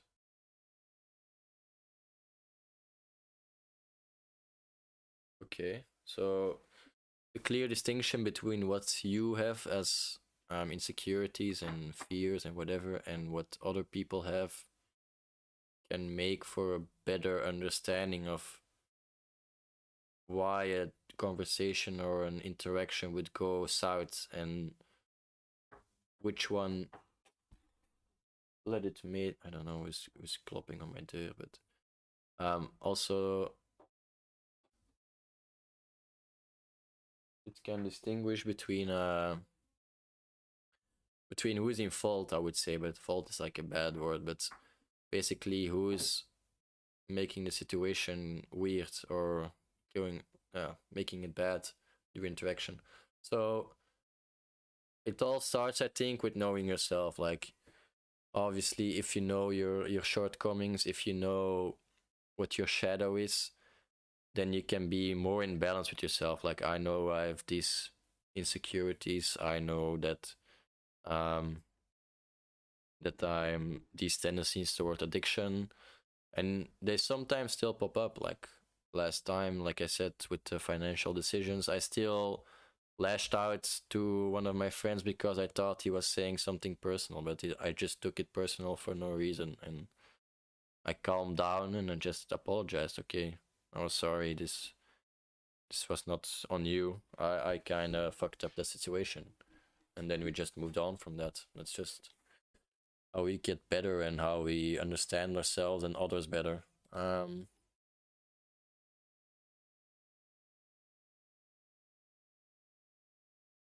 Let's see the last part. Jung believed that by acknowledging and integrating our shadow, we can become more balanced and whole individuals. We just did that one. Did I skip He also it? emphasized the importance of recognizing the shadow in others, as projection of our own shadow onto others can lead to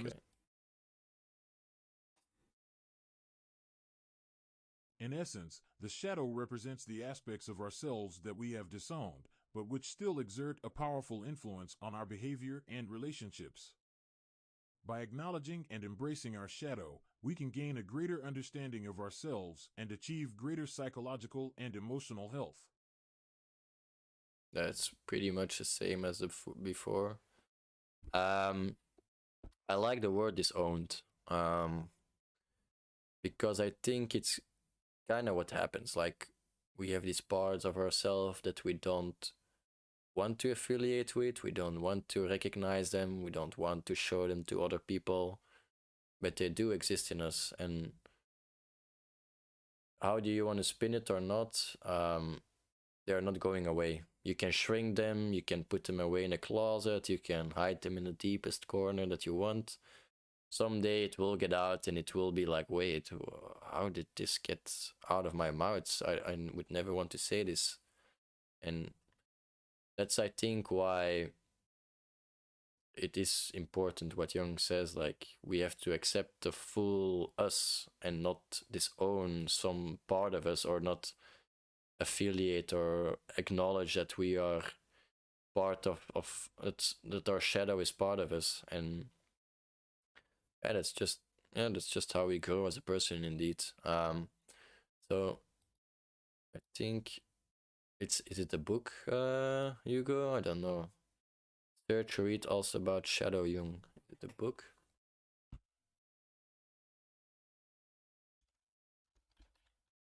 So Carl Jung, I think I've read a bit about him yet. It's his philosophy, I think. Just well, it's not just, but it's his main point, I think, in his philosophy, the shadow. It does not correspond with the ego ideal, leading the ego to resist and project the shadow. Shadow is the self's emotional blind spot.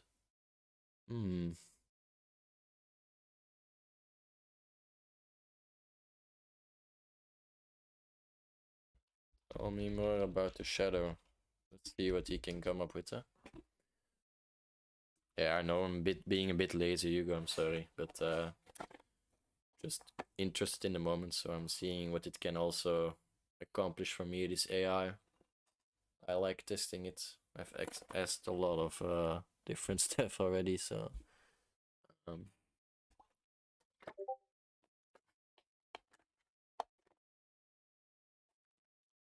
I see. Put in.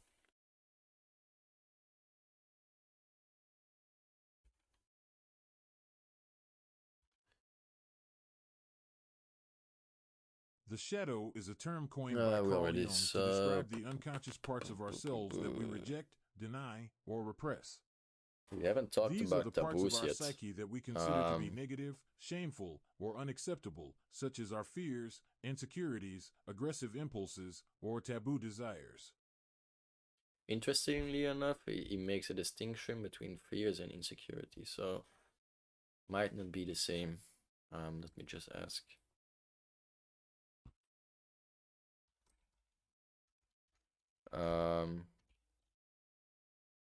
Are fear and insecurities related?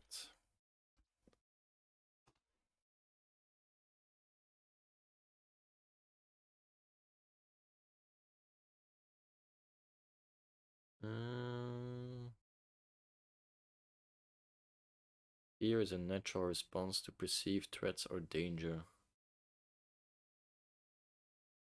Interesting. Insecurities can be triggered by various factors such as social companion. We talked about that. Yeah. Fear can also contribute to the development of insecurities. When we experience fear, our brains release stress hormones such as cortisol and adrenaline, which can activate flight. Interestingly enough, I did my master thesis on the fight or flight response, but yeah, it's for another topic. Trigger a range of physical and emotional reactions. These reactions can reinforce our insecurities and make us prone to negative self-talk or self-doubt. Okay, nothing too new about that. Where were we? I think this one is a bit new information. I'm kind of interested in the shadow. For maybe it's a better way of representing what I want to say. Maybe I just have to is not become a young or evil, but it can become a source of inner conflict and psychological distress when we refuse to acknowledge or integrate it. When we disown or project our shadow onto others, we may find ourselves judging or condemning them for qualities that we are unable to accept in ourselves. Okay. Don't think it's the inherently bad or evil. I think we already talked about that. By becoming aware, indication can have a deep level of knowledge. Common ways of working with shadow include exploring our dreams, fantasies, and projections, examining our personal values and beliefs, and engaging in creative expression. Okay. The shadow work can be challenging and sometimes uncomfortable. It requires us to confront aspects of ourselves that we may prefer to ignore or suppress. However, the rewards of embracing and integrating our shadow can lead to a greater inner freedom, authenticity, and emotional well-being. Yeah, I cannot disagree with this because it's a philosopher. No, just kidding. I wish we talked more about taboos today, maybe. But I think it's a topic on itself already. So maybe we're just gonna leave it with this. Thank you, Hugo, for my screen. Oh no. I don't know if it was frozen the whole time. Thank you for sharing, Hugo. I think it pretty much encapsulates indeed what we were talking about today. The shadow is a pretty real thing, and I think a lot of people don't acknowledge it indeed. So if anybody is more interested in these kind of things, Carl Jung is a pretty interesting philosopher for what I've read or heard about him. I definitely not read a lot about him, but he's definitely someone I can relate with. Even in this short text, I know that the things he would talk about would be in line with how I'm seeing the things. Anyway, I don't think there are any more questions. So if that's all, I think I'm gonna end it right here.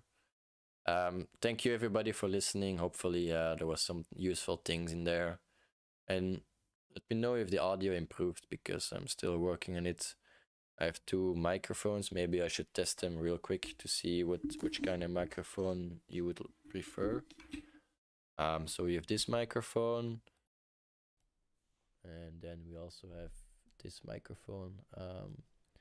It's a different one, but I think it's maybe pretty similar. So let me know if you like the first one or this one, the second one. Anyways, see you guys. Sorry, I have to switch to the mics again. Anyways, I think we've done it for today. Thanks everybody for joining, and I'll see you guys in the next one. Peace.